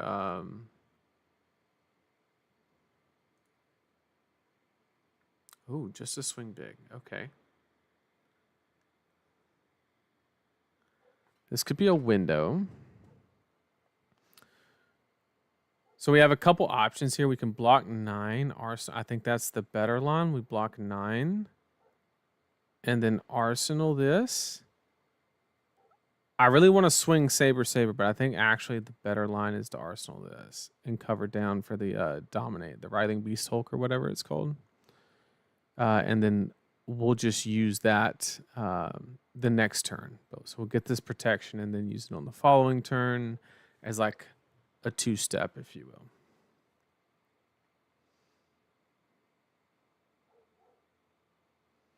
All right, so sorry, just joined the live and wanted to ask your help against Dromite/Prism as Kasai.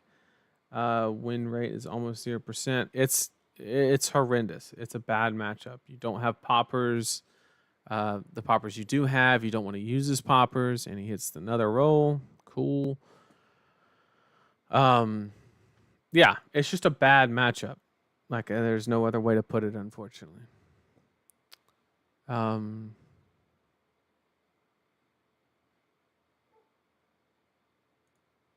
Okay, that's a hell of a good card to have here. I'm not gonna lie.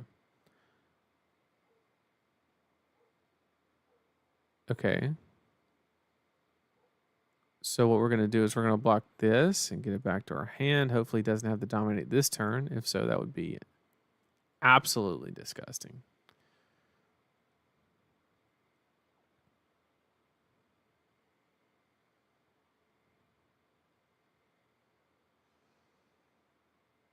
Okay, so this is fine. What we can do is we can block here.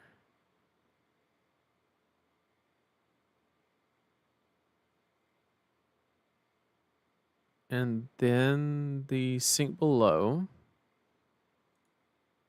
We can cash in to draw 2. We have the go again on the Sabers. And if we rip a in the swing or another D-react, then we're like safe, right? Is kind of the idea here. Wow. Wow. Or we could rip both, chat. Or we could rip both. My favorite cards in Flesh and Blood are the ones that have zeros at the top right corner. Those are my favorite cards in Flesh and Blood, chat.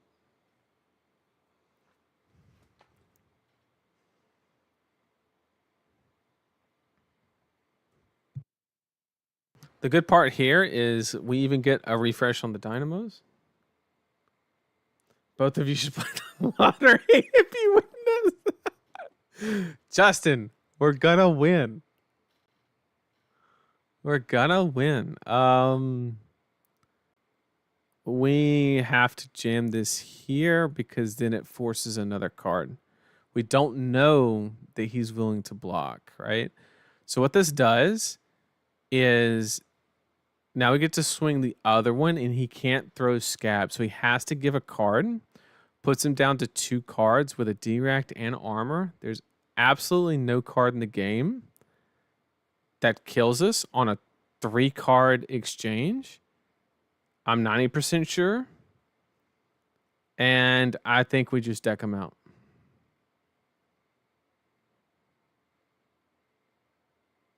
How are you not a ninja player? Look, it was calculated, chat. I hadn't seen hardly any the whole game, right? It's calculated.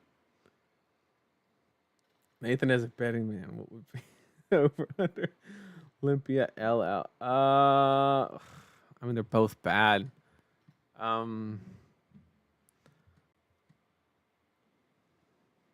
I think Betsy. Just because I don't see a lot of people bringing Olympia is the thing. Like if you bring Betsy, I guess you at least have like a reason. Oh, we got a card and the armor. Okay. Okay. Oh, see, that's not enough.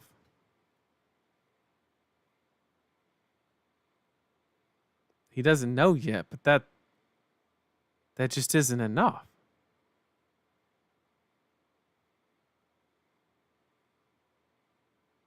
So we go here, here.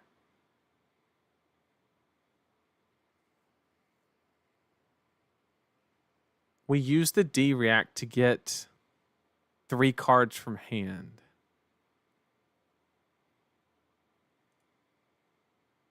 We waste dynamo value, but like there's no other way I can cut it. But we need to do this so we can go spoil saber saber. And that's going to be a 4, which is 2 cards. And then this one will get another card. And then that puts him down to 1, and he's going to mill himself. Because all he can do is claw me. I mean, we still lose to Reckless, right? Like, that's still a thing. But that's the only way we lose. I don't know if he's banished it or what. But that is the only win con.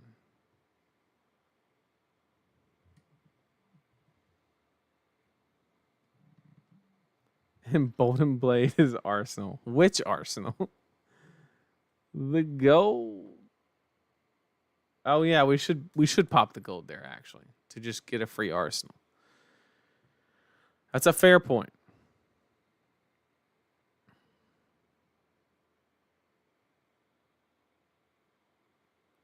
Oh my god. Now we really see calculated, chat. We were saving the gold for this turn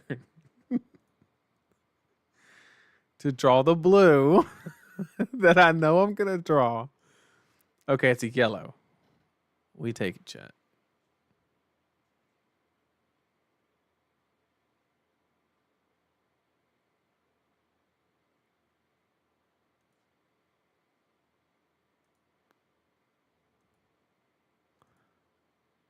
I mean, we died of Reckless, but is there any... Okay. Is there any way I could, like, throw the CNC? I still have to attack him one more time is the problem.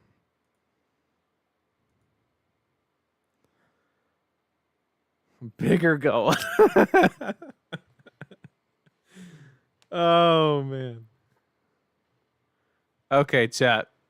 That's a good... That's a good example of how to not give up when your back's against the wall. Oh, man. Should have threatened. I should have. You're 100% correct. I was so excited when I saw the Sink Below and the Iron Song, though. You're 100% correct.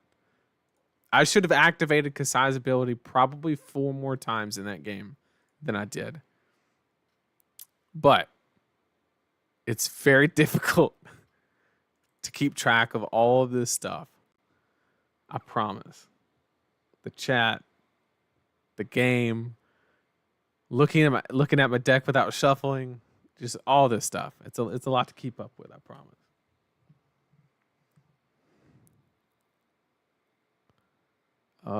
We got to update the old counter.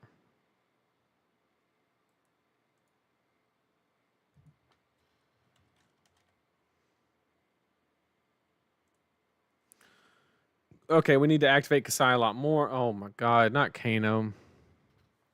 Really? This shit's like not winnable. Okay, they left. Good.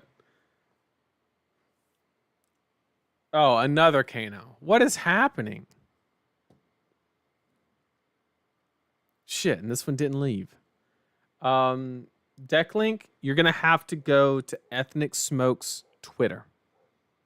I don't want to deter any traffic by providing the list via myself.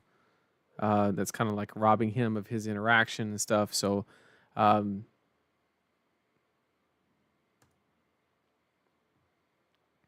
he posted it on his Twitter. Feel free to go grab it from there. Leave a like, repost it, show him some love.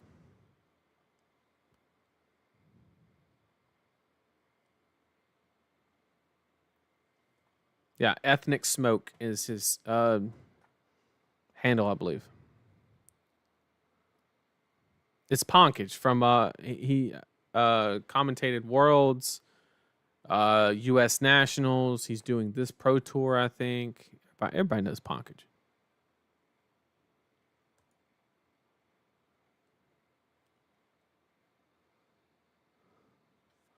Hope Merchants, Sift. Oh my god.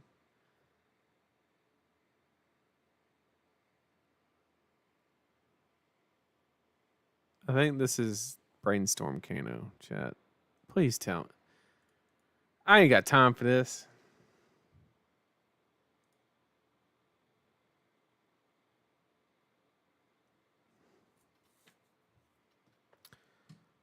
I love Flesh and Blood, chat. But this just doesn't feel like Flesh and Blood. Cash in? Oh, God. See, this is one of those moments, right, that tests you as a content creator, right? Because I want nothing more than to go to the top right corner, hit the menu button, and concede and leave. However, I don't know if this is somebody that watches the stream. Maybe they were just watching the stream and they are like, you know, wanting to play a game with me, and I don't want to like be rude, right? So like these are the moments.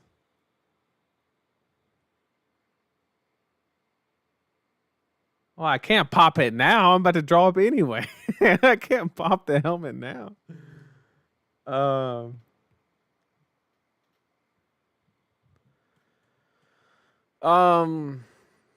Fuck. Send this because I know it'll hit.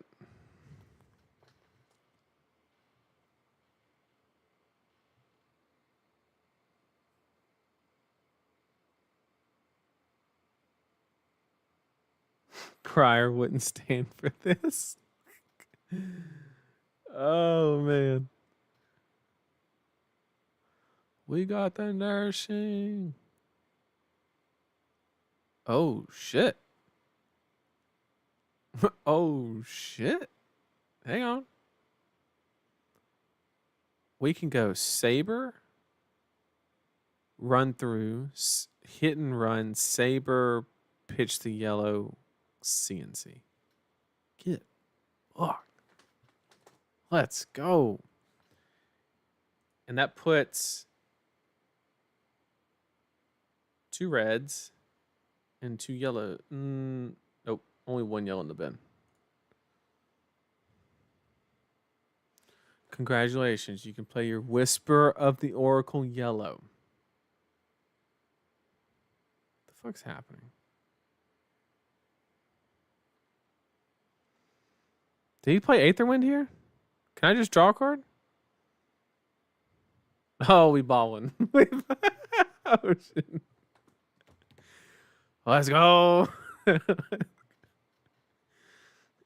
I love this for you. This is gameplay. Oh, man. Chat. I think this is the first time I've ever had a 6-card hand. Look at this. I have access to 7 cards in Flesh and Blood.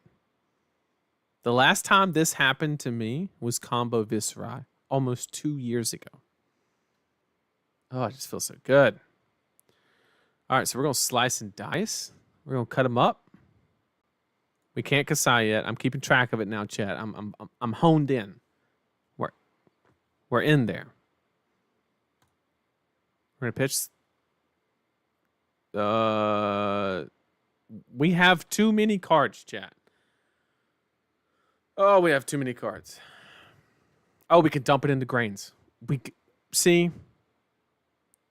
There's always a plan. No, we don't want to pitch this. We want to pitch this and play this. Sorry. All right. The plan's not always great, but we have one. That's the important part. We have a plan. And we're going to dump into grains. Right? Because we only need... We're going to play the hit and run, give the Saber go against CNC from Arsenal. That's 3 resources. We have 1 left. So we're going to pass, dump 1 into grains. Also kind of keeps the information hidden a little bit. We're trying to, like, Be deceptive. Nathan Crawford's the real living legend in his shows. I don't know about that much, but I appreciate it. All right, we're pitching. Look at that. Saber for 7.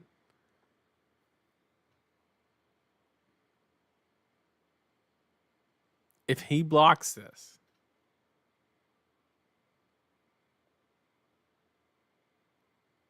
he does not know what he has done. Or they have done. We're not going to make a vigor, and that's when he's going to get real nervous. We're going to give him a second. We're going to let him soak in the decision he's made. And then we're going to play our CNC.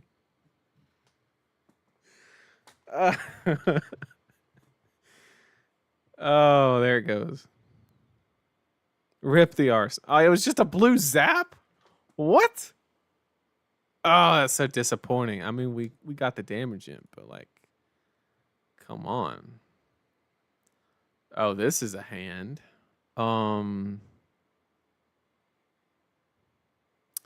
Yeah, if there was ever a reason to play a cash in, it is now.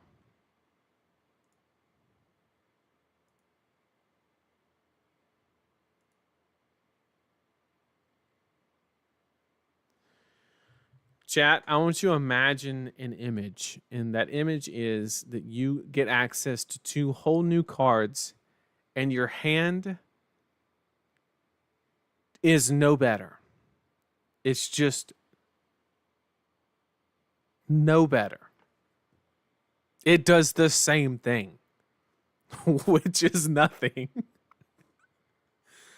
Oh, okay. What are we actually doing? We're actually about to play this catch in chat for a second time, because we need to actually have a turn.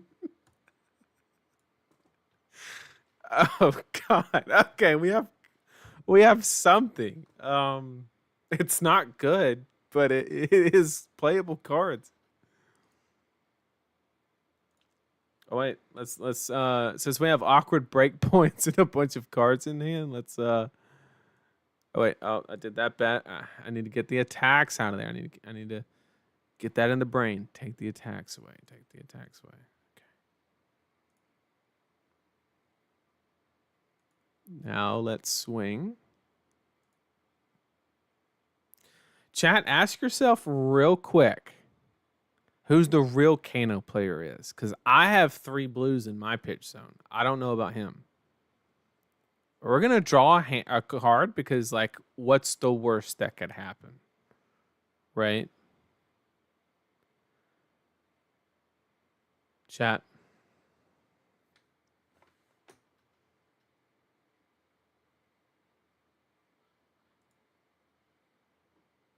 See, chat. There's flesh and blood players, and then there's gamers. And we just found out which one I am. Because I ripped the nourishing that I just turned on and have to go again to do it after the sabers, so it's hidden.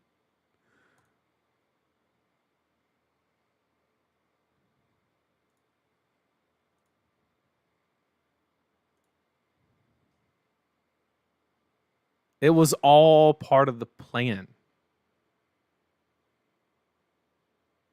It was all part of the plan.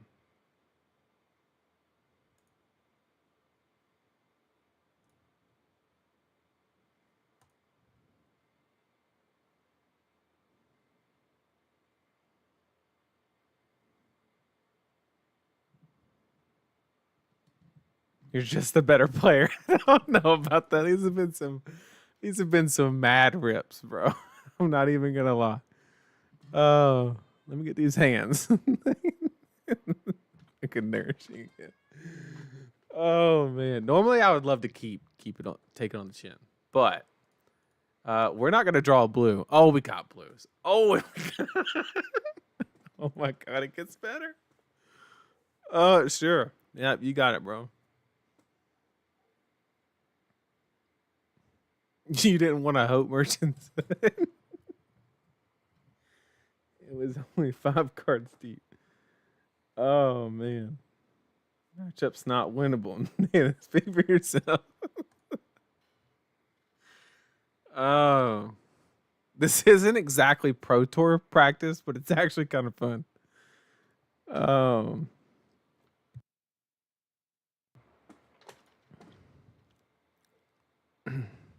Oh, there's the whisper.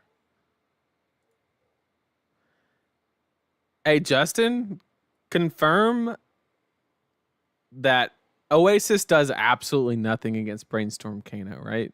Isn't it just infinite pings of 1? Like it actually does absolutely nothing. Can you confirm that?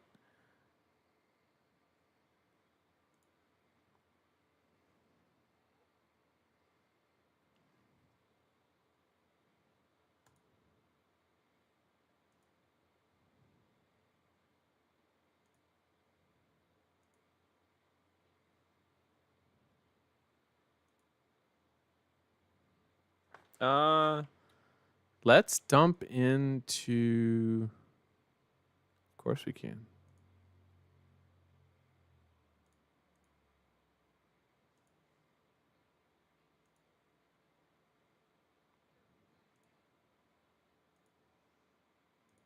And since we drew all our blues, we really want to dump into grains anyway. So it kind of works out.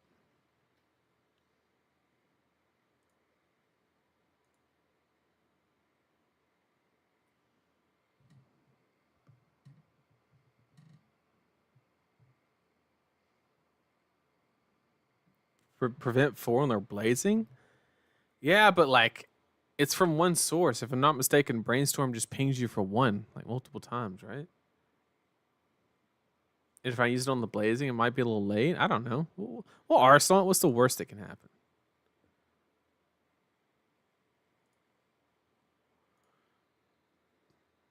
This looks like in the swing. Little does he know, we're just trying to hold on to our last blue in our deck. I'll grains here.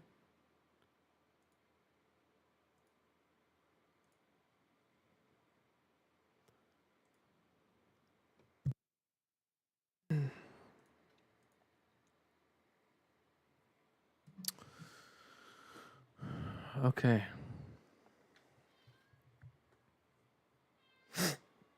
Yeah, if Kano, Brainstorm Kano cast blazing, that's what I thought. It's like too late at that point.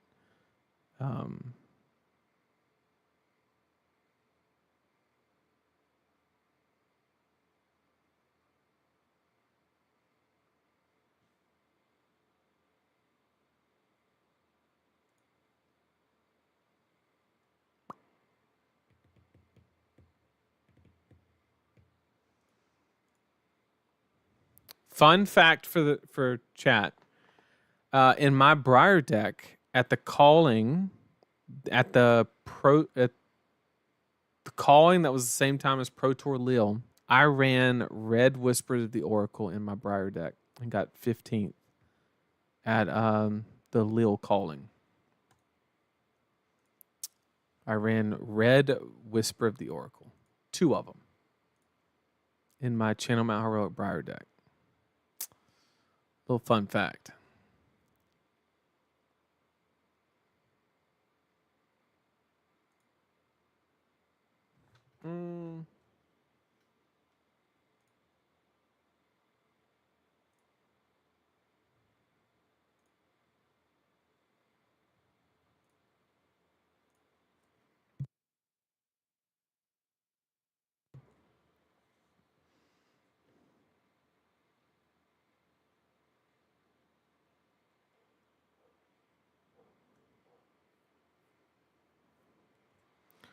Do we literally just play this for damage?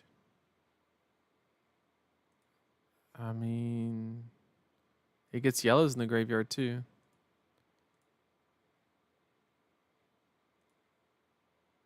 Wish I would have kept that blood.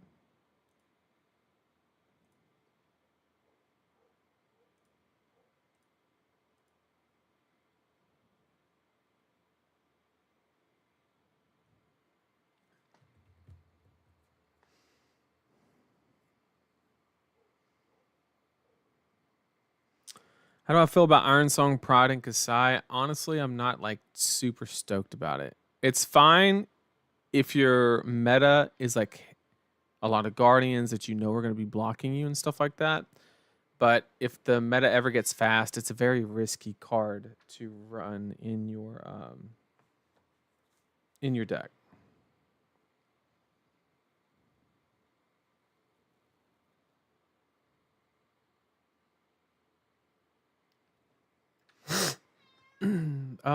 Epot, sure.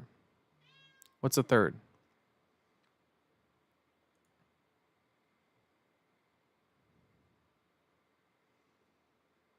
Um,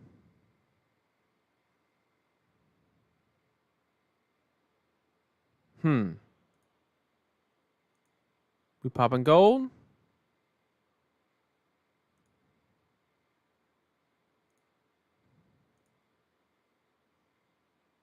Hey.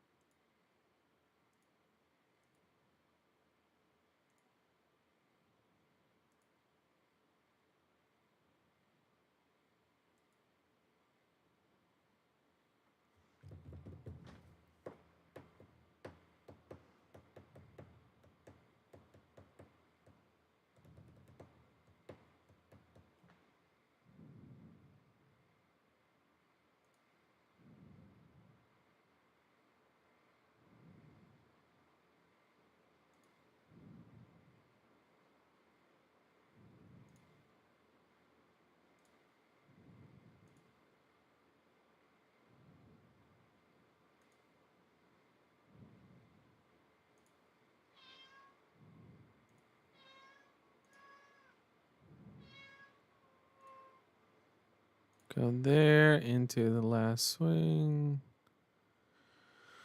Big damage, big damage. Get the land.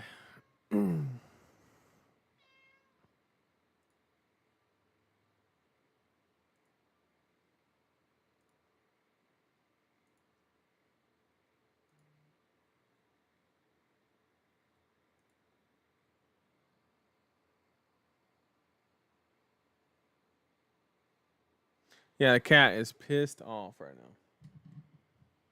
Cat mad. Can we get a cat update? They screaming. They are.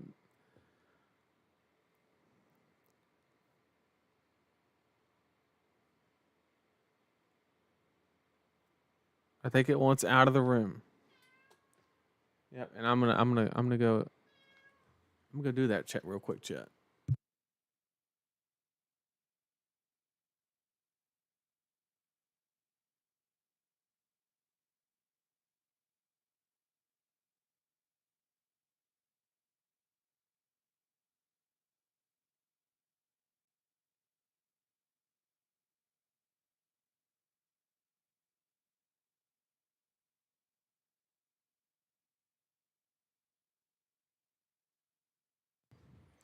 All right, cat aggro.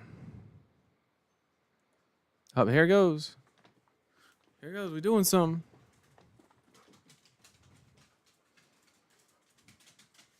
We traded dogs for cats.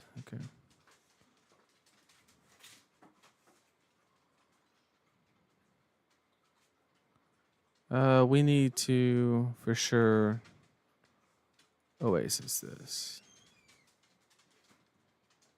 100%. 100%.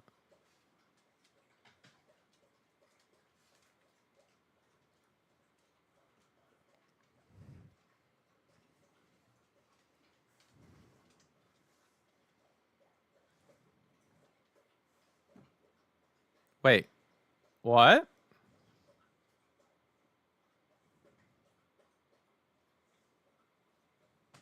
Where'd I take two from? What?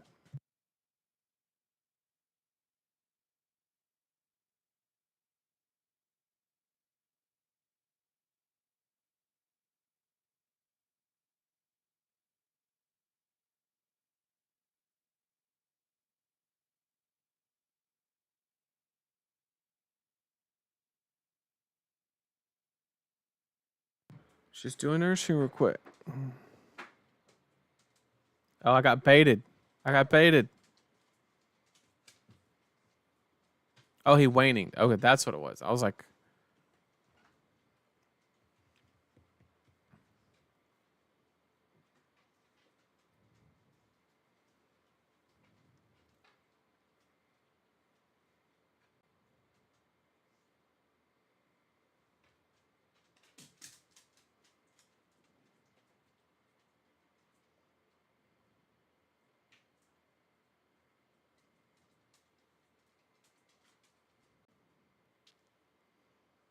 mm-mm.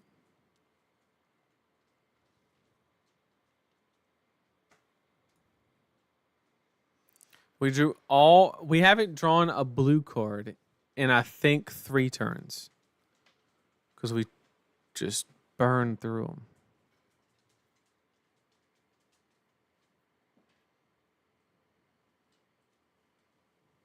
Does more than 1 damage? I mean, we don't care about this.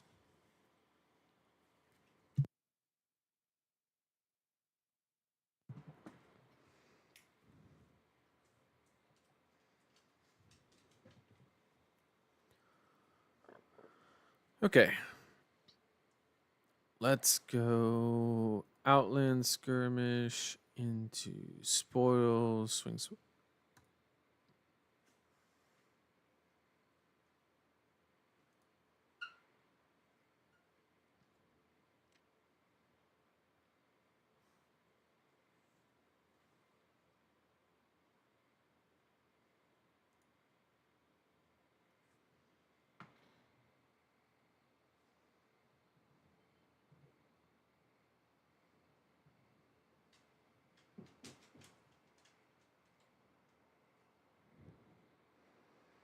All right, we're doing it. I just want to watch him work, to be honest, chat. There's no reason to stop this. I don't think. So he double brainstorm. So every time he draws, he deals 1, right?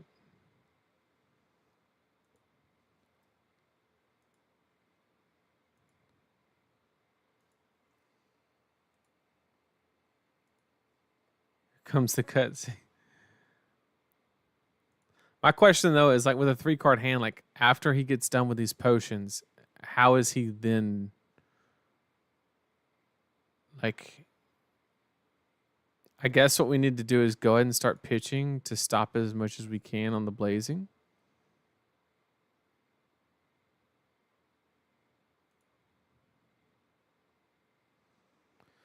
We'll save 1 back.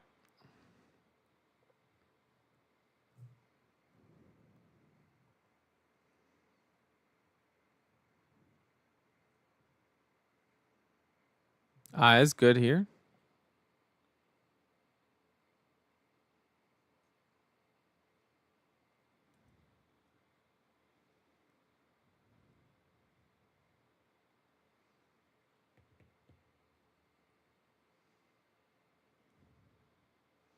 He doesn't have any tomes though, right?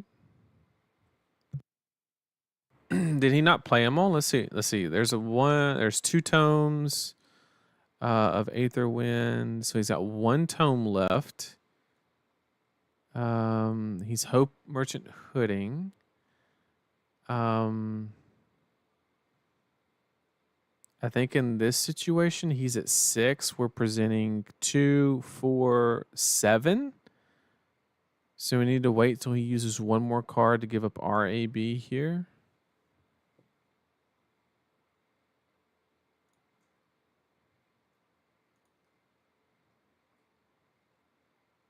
There it goes. That's our Q. Now he can't block it, so we'll go ahead and AB whatever comes next.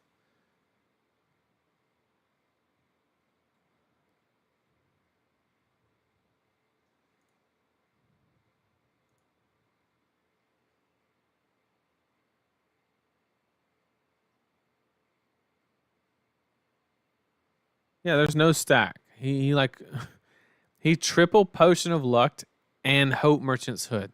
That deck has been shuffled.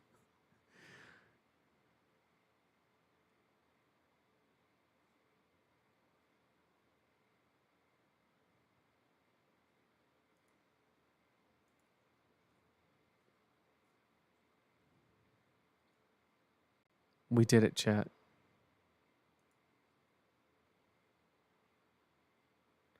I don't know how. How many blazings did he have? He blocked with 1. Yeah, he had 2. Yep. So on a shuffle, he had 2 looks, right? He looked twice at 18 cards. So you have a 1 in 9. So he only had like a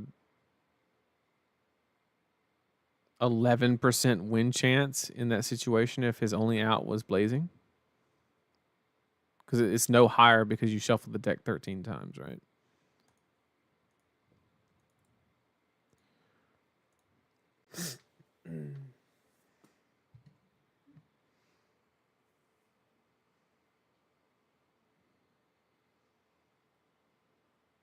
All right, we're not going to mark that on the win-loss tracker. I don't know what that was. Oh, I don't know what happened. This is a good one, though. This is like what people will see at RTN season, right? So I think this one will be of a lot more practical value, not so much entertainment value. Just throw your hand and tell you to the Kano kill himself. Yep, pretty much.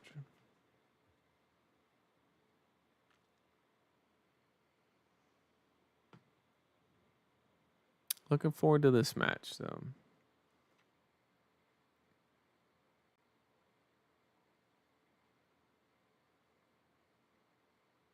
We all lost, to be honest. I think Kasai is a little fat. I wouldn't say heavily, though.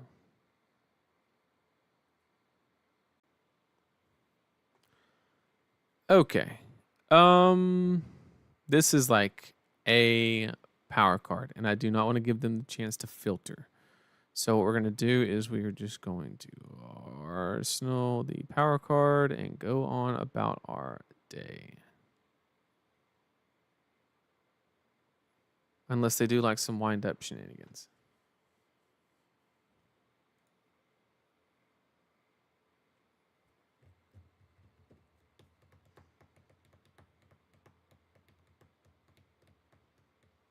Unfortunately, here we are forced into a position to block 6, and then Sin Packing was discarded.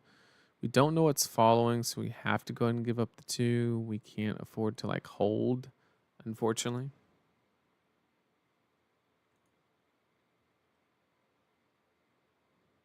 If they have Sin Packing here, we just give up the hand. Simple as that. 2 left. It could be a CNC, so we just take this. Perfect curve. Nice. With this being the case, we just forfeit the hand and a little bit of armor to go ahead and acquire that Quicken token. And then we will just pass the turn. And then probably block down the hand to a couple cards like this situation. We'll keep Slice and Dice because it's 0 for 4, but we'll just keep it in a blue. Block with the other 2. And then just kind of like play the value grindy game. And make them start taking more and more risk. Throw the CNC. Well, why would you, right? It blocks for 6. They have no arsenal, right? So it's either 6 on block, 6 on offense. But I was able to leverage the block in my armor into a Quicken token, which actually made the defensive 6 a lot higher value. Okay, here we don't particularly care. We're just going to block like this. And the dynamos, get as much value we can there.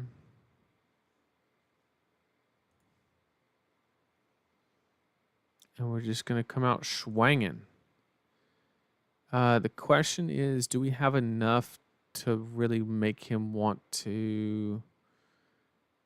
I think we could sign here just because we want the attack out. We want to be ready for a nourishing when it gets online.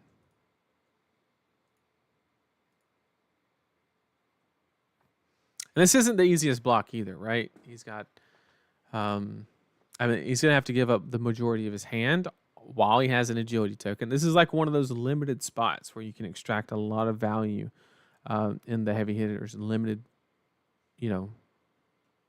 limited play, is when they have an agility token, pushing something that advances your game plan during that time is usually a very positive EV play. In this event, it is me acquiring a gold and a vigor token. Once again, I do the opposite, right? So like I could have, if he blocked it entirely, well, if there's another on hit I'm trying to force or I'm trying to get extra cards for some apparent reason, I kind of like bracers, but if not, I like reducing the variance of the match by getting vigor.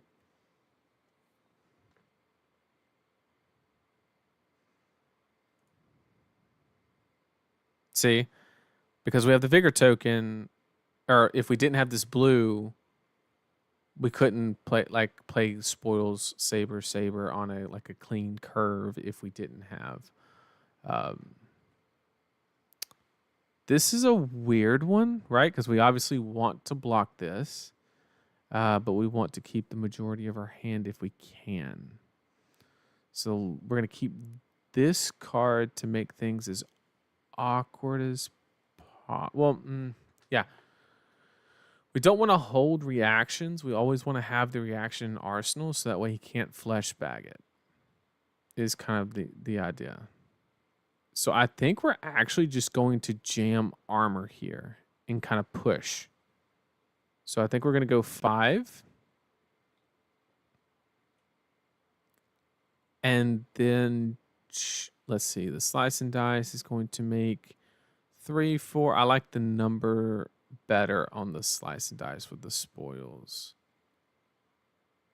Actually, no. It's going to go to 4. This will take it to 7. I like that better.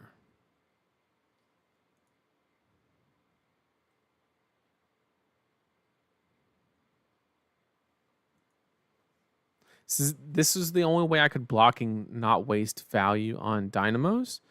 And not only that, but it allows me to make a play where I can have my go again reaction, which is like always the number 1 target for fleshbag, in arsenal, which means it can't be shut down. And now this is a turn where we should get a lot of armor. And we're also keeping a card to kind of threaten that attack reaction, if you will. But this should get a decent amount of armor or the hand or whatever. We're happy with either one, right? Your victor is prettier than all the others I've seen. All right, we got a Beast Within. It's a card that we love. This card is the reason why I'm not playing Guardian right now. I can't tell you. I played so many games against Al and Lau, and I'll pummel him, and he'll just discard the Beast Within. Oh, it gets me fuming. Oh, it gets me fuming.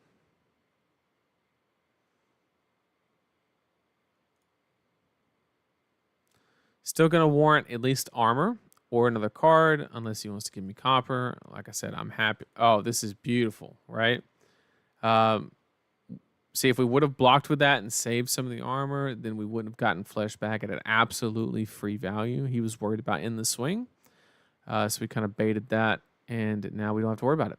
We just play our game plan and go about it.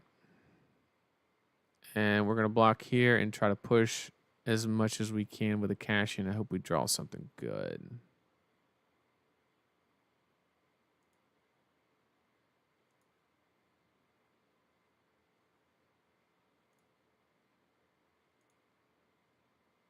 Blue?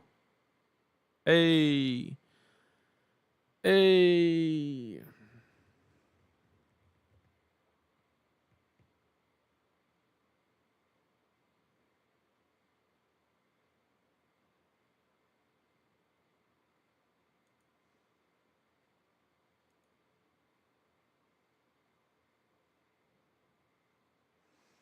I say let's just keep him on the ropes and just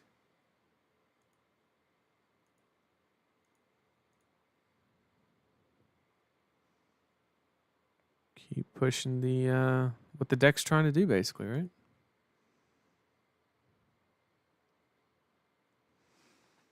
We have the option to just go ahead and play this, and I'm definitely leaning toward doing so because I just we have a whole lot of tempo right now because we played spoils, and we're definitely going to maintain it unless he wants to give me everything. If he wants to, start giving me copper tokens, then we're just going to immediately hit the brakes on the game to give us a long enough runway to find that blood on our hands and really get that value.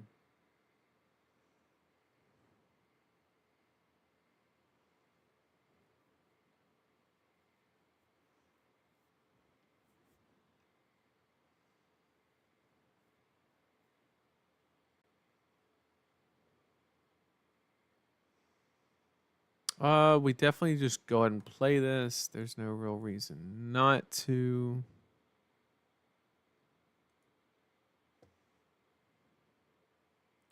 I guess, yeah, there's not a world where. Actually, do we play it on this saber and then play this? Can we actually do that? We can.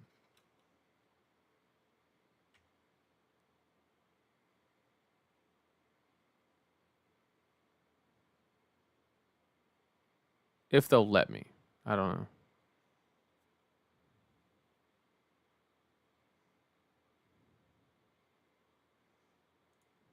Because it has go again already.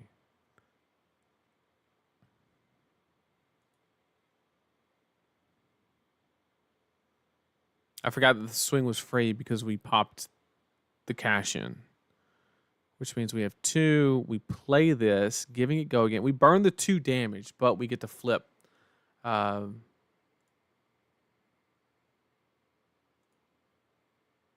We get to push the.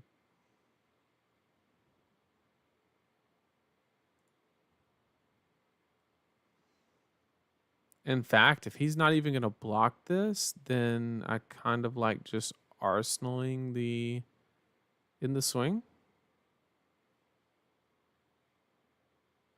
I'm going to be on a big hand he's blocked, though, so I think it's too risky.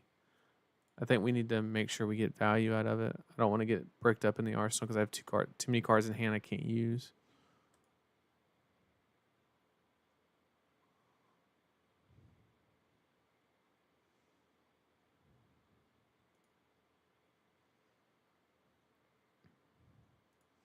Yeah, we're doing the 3 wide. We just got to it a little late. Yep, I agree, Dark Odious. That's why I fixed it. Yep. I actually like this a little better. But yeah, because you need to threaten the max value would have been the run through and then the spoils. The problem is I think the copper generation is actually more important than the 2 value.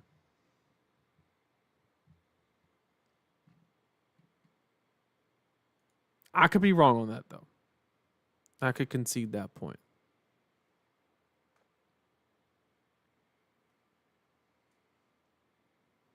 Okay.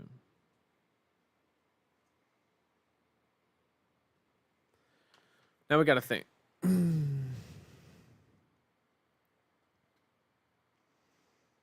We don't have a go again source, so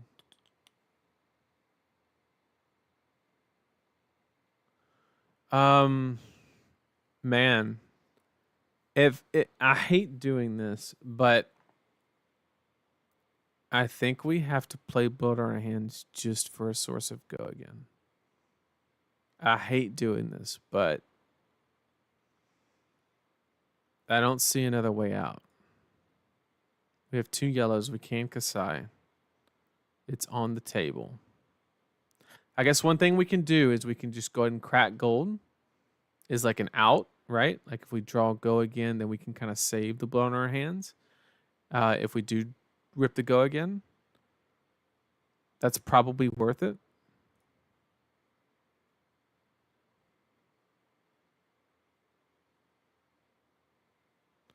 Chat, we're gamers.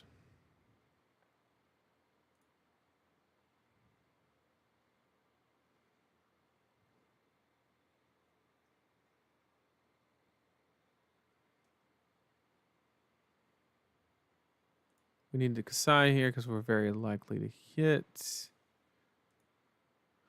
We need to get some yellows in the graveyard ASAP.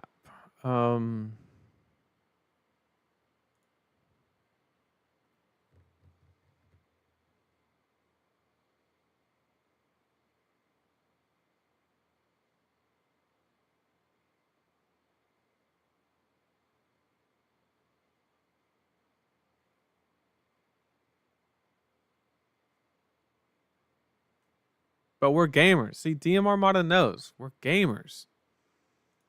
We just know. We wouldn't pop both.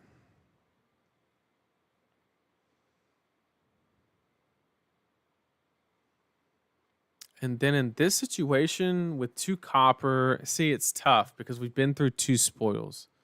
Oh shit, we've been through 3. He's probably running pulping. We have the opportunity to shut it down. Call me crazy, chat, but I think I'm gonna double pay into grains with the blood on our hands and arsenal of St. Blue. Call me crazy. But if we had 4 copper, it's 100%. Keep the blood in our hands.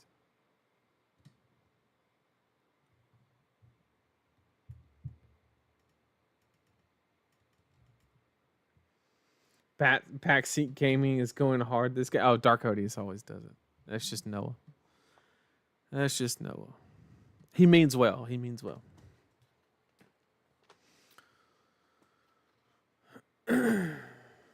Yeah, I'm paying into grains. Yeah, that's 100% of the play.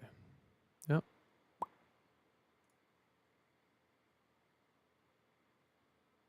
And we get the bracers too because the sword swing's free from popping the gold.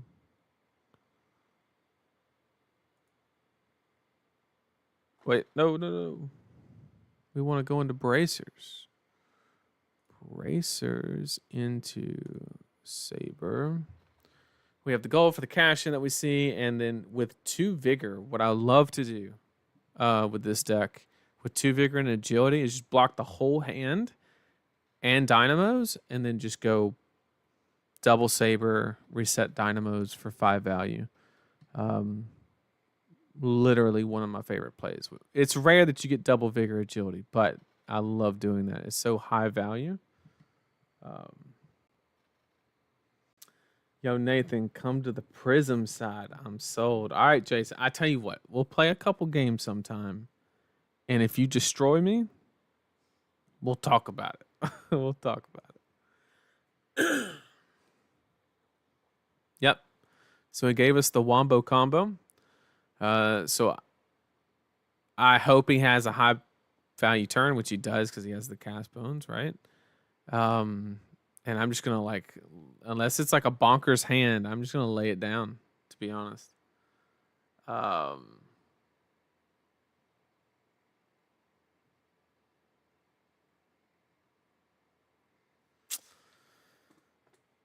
this is a good hand though.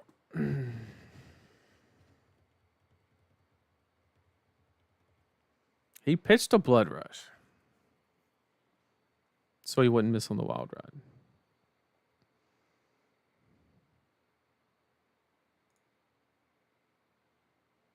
I want to block so bad, but this hand's too good. It seems like the play for this hand is more than likely going to be nourishing off of the agility. And then we can Outland Skirmish, Saber, go again. So we can use our whole hand like very clean. Very clean.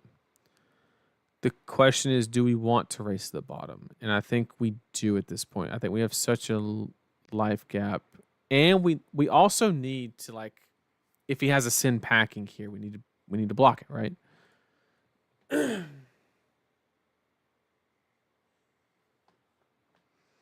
Yeah, so he's gonna tunic into something. So we're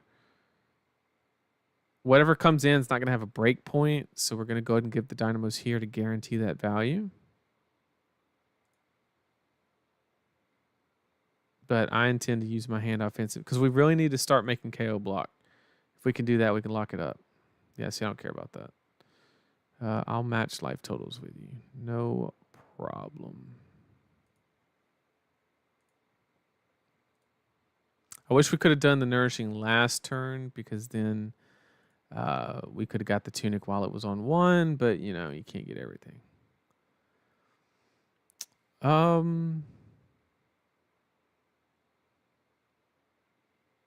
There's actually a slight misplay there. I think I should have blocked with the Sync Blow from Arsenal and then activated the gold token. So that way I could have just arsenaled a random card. The problem is, though, because we have the sync there, we kind of have to commit to not popping the gold. But we do have a lot of cash-ins left, so maybe it was accidentally the correct play. But we don't have a yellow. We are missing a yellow to activate this turn. So that is okay. We're just going to yeet this Nourishing that's going to get blocked with 1 card and his armor. We know that, but it is what it is.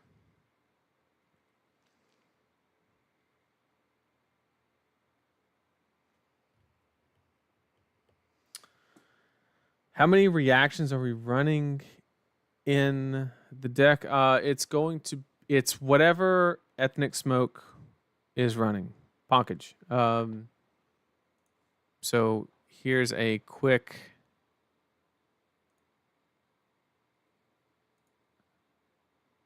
list. 1, 2, 3, 4, 5, 6, 7, 8, 9. 9-ish. Count that. 10. About half the deck, give or take. Yep, we knew this would be the block, but once again, we're happy with it. We're just trying to get cards out of KO's hand. The question is, do we play Blade Runner or Glint? I think in this situation, we've only seen 1 in the swing. And no Iron Songs. So I'm actually in favor of leaning toward Glint, and then we can take the extra resource from the pitch and dump it into Bracers or Grains, whichever one we feel is appropriate. So I'm going to pitch the Blade Runner and keep the Glint. If he gave no blocks on the Nourishing, I would flip it. Because if he's not blocking a Nourishing, he's not blocking a Saber. But we whiff here, but that's okay because we can just get the 1 value back anyway on the Bracer if we're wrong. So it's the same play, just gives me the opportunity to draw an extra card if he does something else. In this situation, because we have the Sync Blow for pitch protection, if you will, I'm going to elect to not make the Vigor, and we're just going to dump it into the Bracers.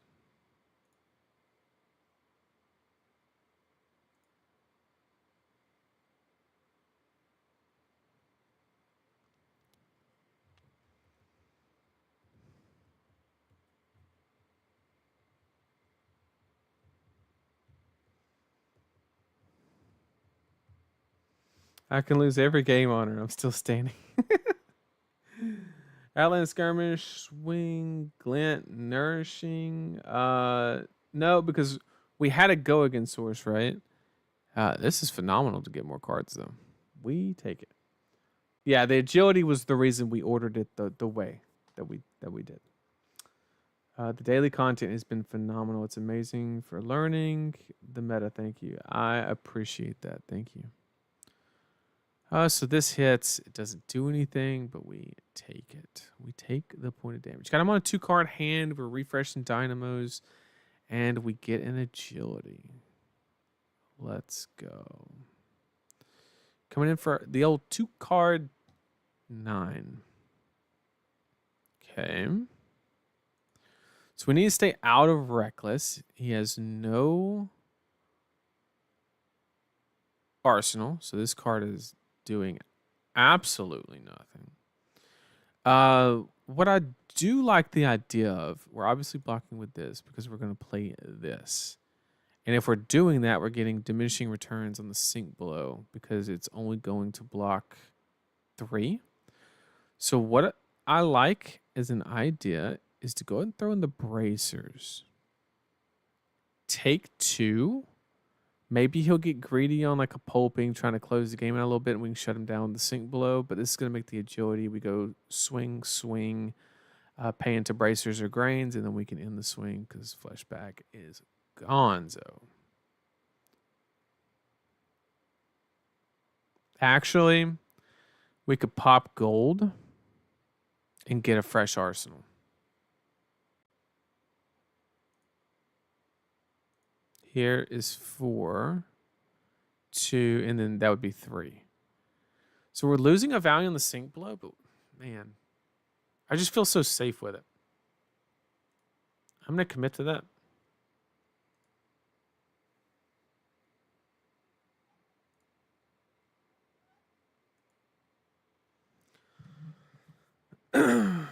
What's up, Hal? So it's going to make the agility token. I got scared for a second. I didn't see the agility token. So then we're just going to, like I said, if we didn't have the arsenal, I would pop gold here and go about my day. We'd also still missing that yellow card in the graveyard to activate Kasai, but that is A-okay. We're just going to go ahead and swing. And then if this hits, we'll convert it to a bracers to get that life total down as low as possible. If it does not, we will grains on the reaction. Yeah, that sink getting smelly. That's a fact. How many sin pack-ins have we seen? A lot. That's why, yeah, all 3. So yeah, I feel comfortable having that card there, and we've seen a CNC. So like, I'm not particularly worried about it.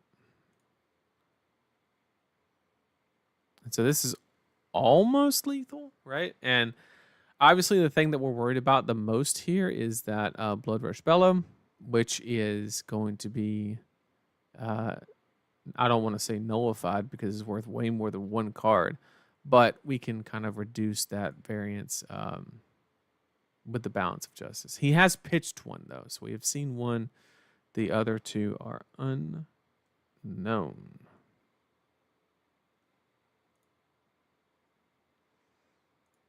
We're just going to go and play it so we can get the grains here. Obviously, it's just for 1 value. Huh? Did I miss something?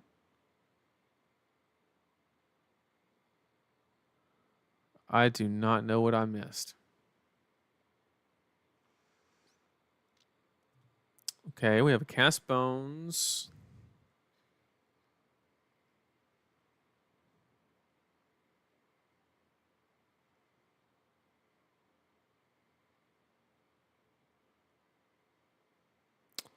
Okay, so we're definitely popping gold and playing blood on our hands. We know that. The question, so we give both go. No, we give. We could give both go again and then do the CNC after, depending on what we draw from the gold.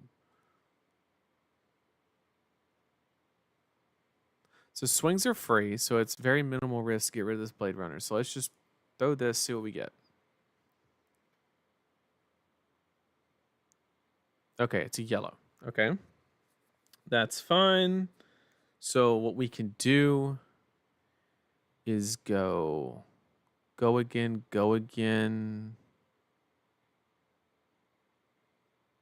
swing an additional time, and then CNC after, so it'd be 2-2-2 swing. We have a dead card, but we can dump it into grains. That's fine. Right? Go again, attack an extra. Yeah, we'll get some. I like it.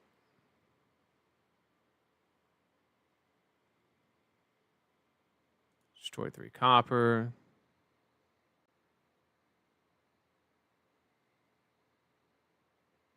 Oh, that's right. I break. See, chat, you're keeping me honest. So we're gonna do go again, attack twice. I think is the best option because we're trying to get cards. We don't really care about breakpoints at 6.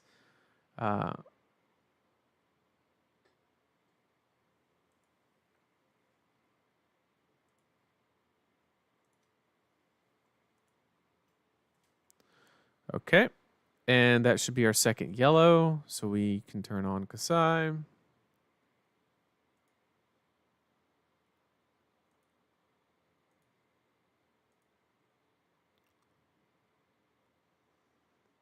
We go here.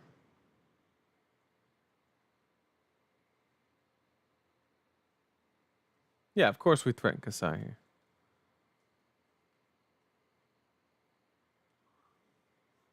There's a card. That's what we're after.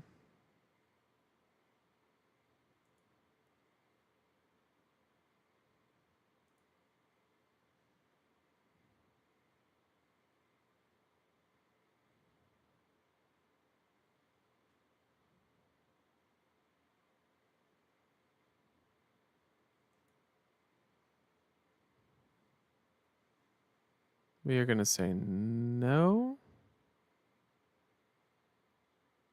Pay into bracers. Here. The important part here is he has to block with a card or his armor. And then we present 6, get 2 cards. He can only send 1. It's going to be a big one, right? Because he has the cast bones behind it. But depending on what's in Arsenal, it might just be a claw. It's entirely possible. Either way, we get it to 1.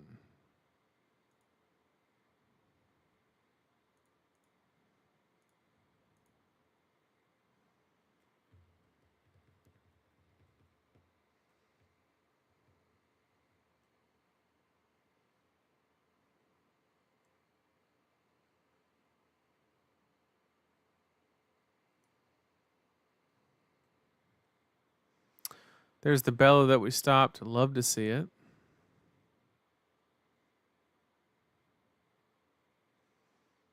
Now we just got to worry about 1 big attack on an all red hand. Okay, so we have to sink below in a dream. Is what we got to do. He did intimidate the Blade Runner, which is actually the perfect card for us. So what we're going to do is we're going to go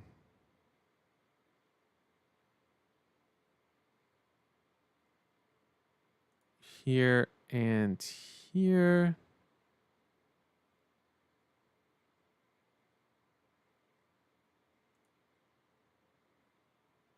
See, we were saving it for a rainy day, and we're going to rip this blue because we're gamers, chat.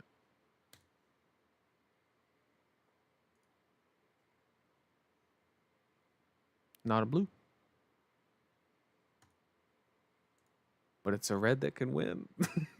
It's a red that can win. Yeah, this isn't a pop gold DM. I'm sorry. This is not a pop gold. This is a still the game. Don't have no fear one time. Oh, reckless. I mean, we take that. It was a. Okay, now we just win. That's cool. Oh no, we're missing yellows. We can't do it. Rip. Wait. Oh, do we have 1 yellow in there? No, not a single yellow. We can't get the attack out. That is okay. We know he's going to block. So Glint will be turned on. Which means we can still keep the back against the wall. I'm not a fan of cracking gold here because I'm unsure what I'm actually going to be doing.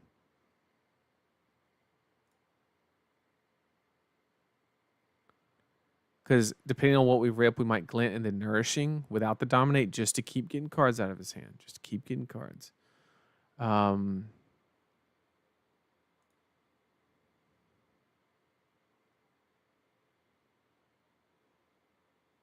Okay.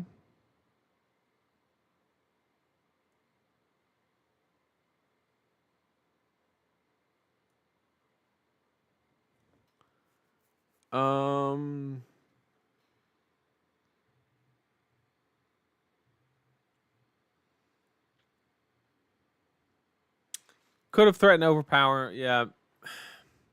I don't know. That's so iffy. We've only seen 1 reckless.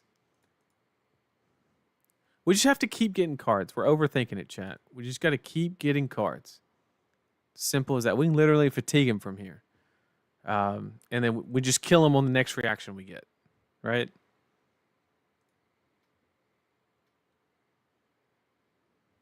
Nourishing's not dominated, but it's the best play that gets the most cards. I guess theoretically we could have Blade Runner that, and then this coming for 4.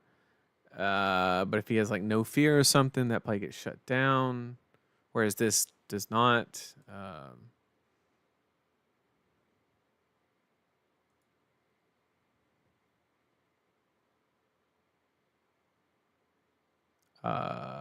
Yeah.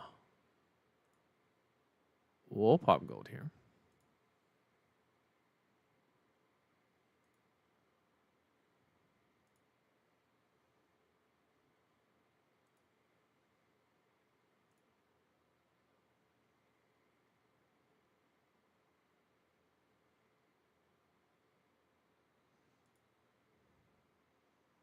Activating Kasai while they're at 1 is the dumbest thing I've ever tried to do in Flesh and Blood. I guess theoretically there's sigil play, but come on.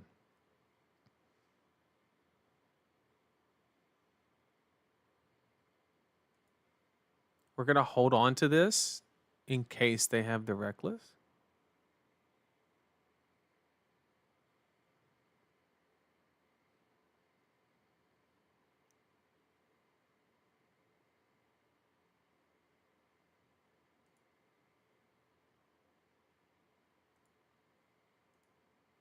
We're just going to keep getting cards. Keep getting cards.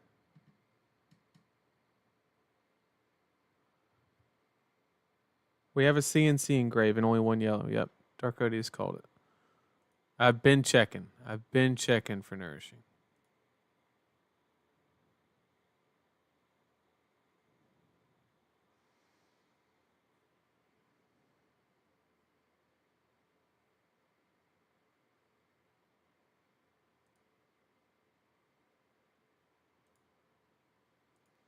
Don't mind putting this in Arsenal because we can just get rid of it on a whim.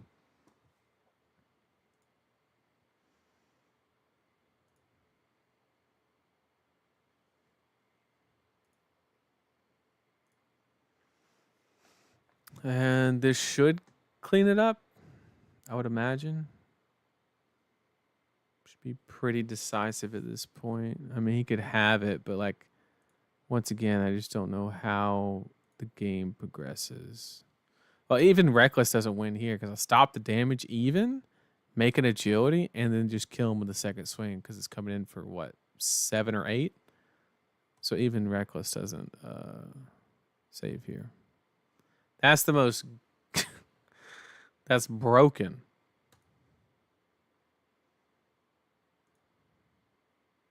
We're not even taking damage from Reckless Swing. And we're making agility tokens out here. We're gaming. And see, this just kills because he's only got 2 cards left.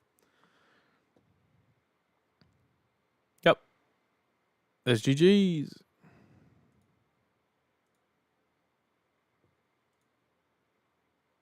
All right. All right, chat. That was kind of cool. That was kind of cool, right? Quick, activate Kasai. yeah. Could have played the overpower. Yep, 100% agree. I just think it was a little risky, and it turns out he was sitting on the Reckless anyway, so it would have been 100% the wrong play. The 2 and 6 gets 3 cards every time. Worst he can do is Claw or play his Arsenal, which I'm happy because then that's information on what he has. But yeah, we had 3 games today. We played against, what was the first match? It was Levia.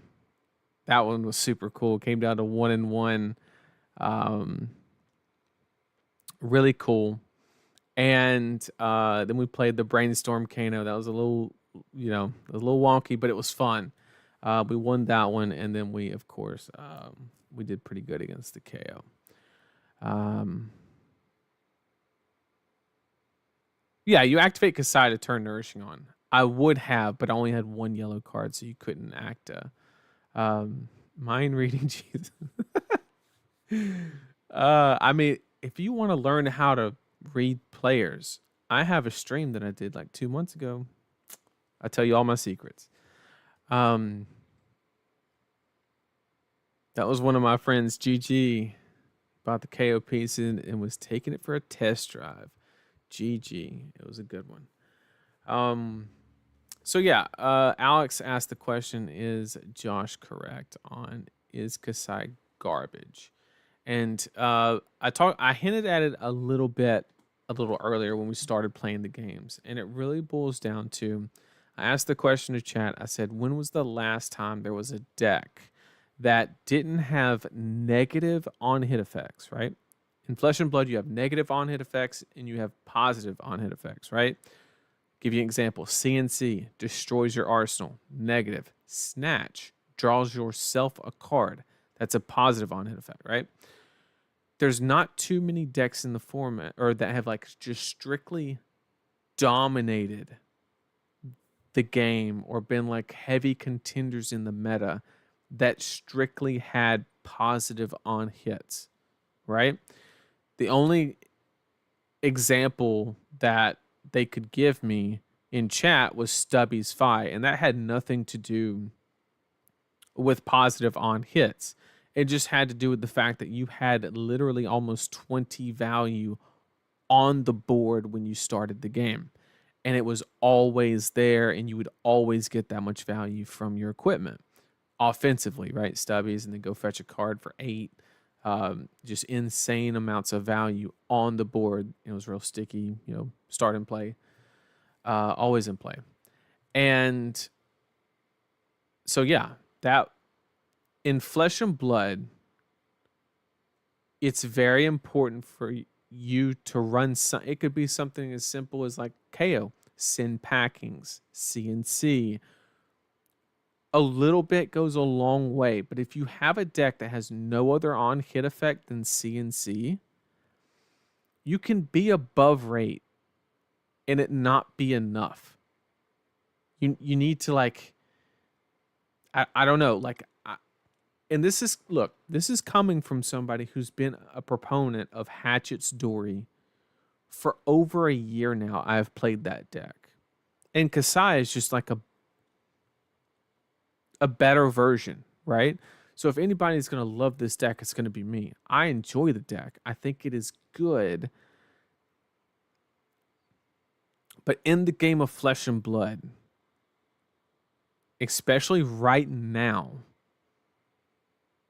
if you want just raw value, there's some decks that do it a little bit better. Like Victor. Take Victor, for example, right? What does Kasai need to do to get an above rate turn, right?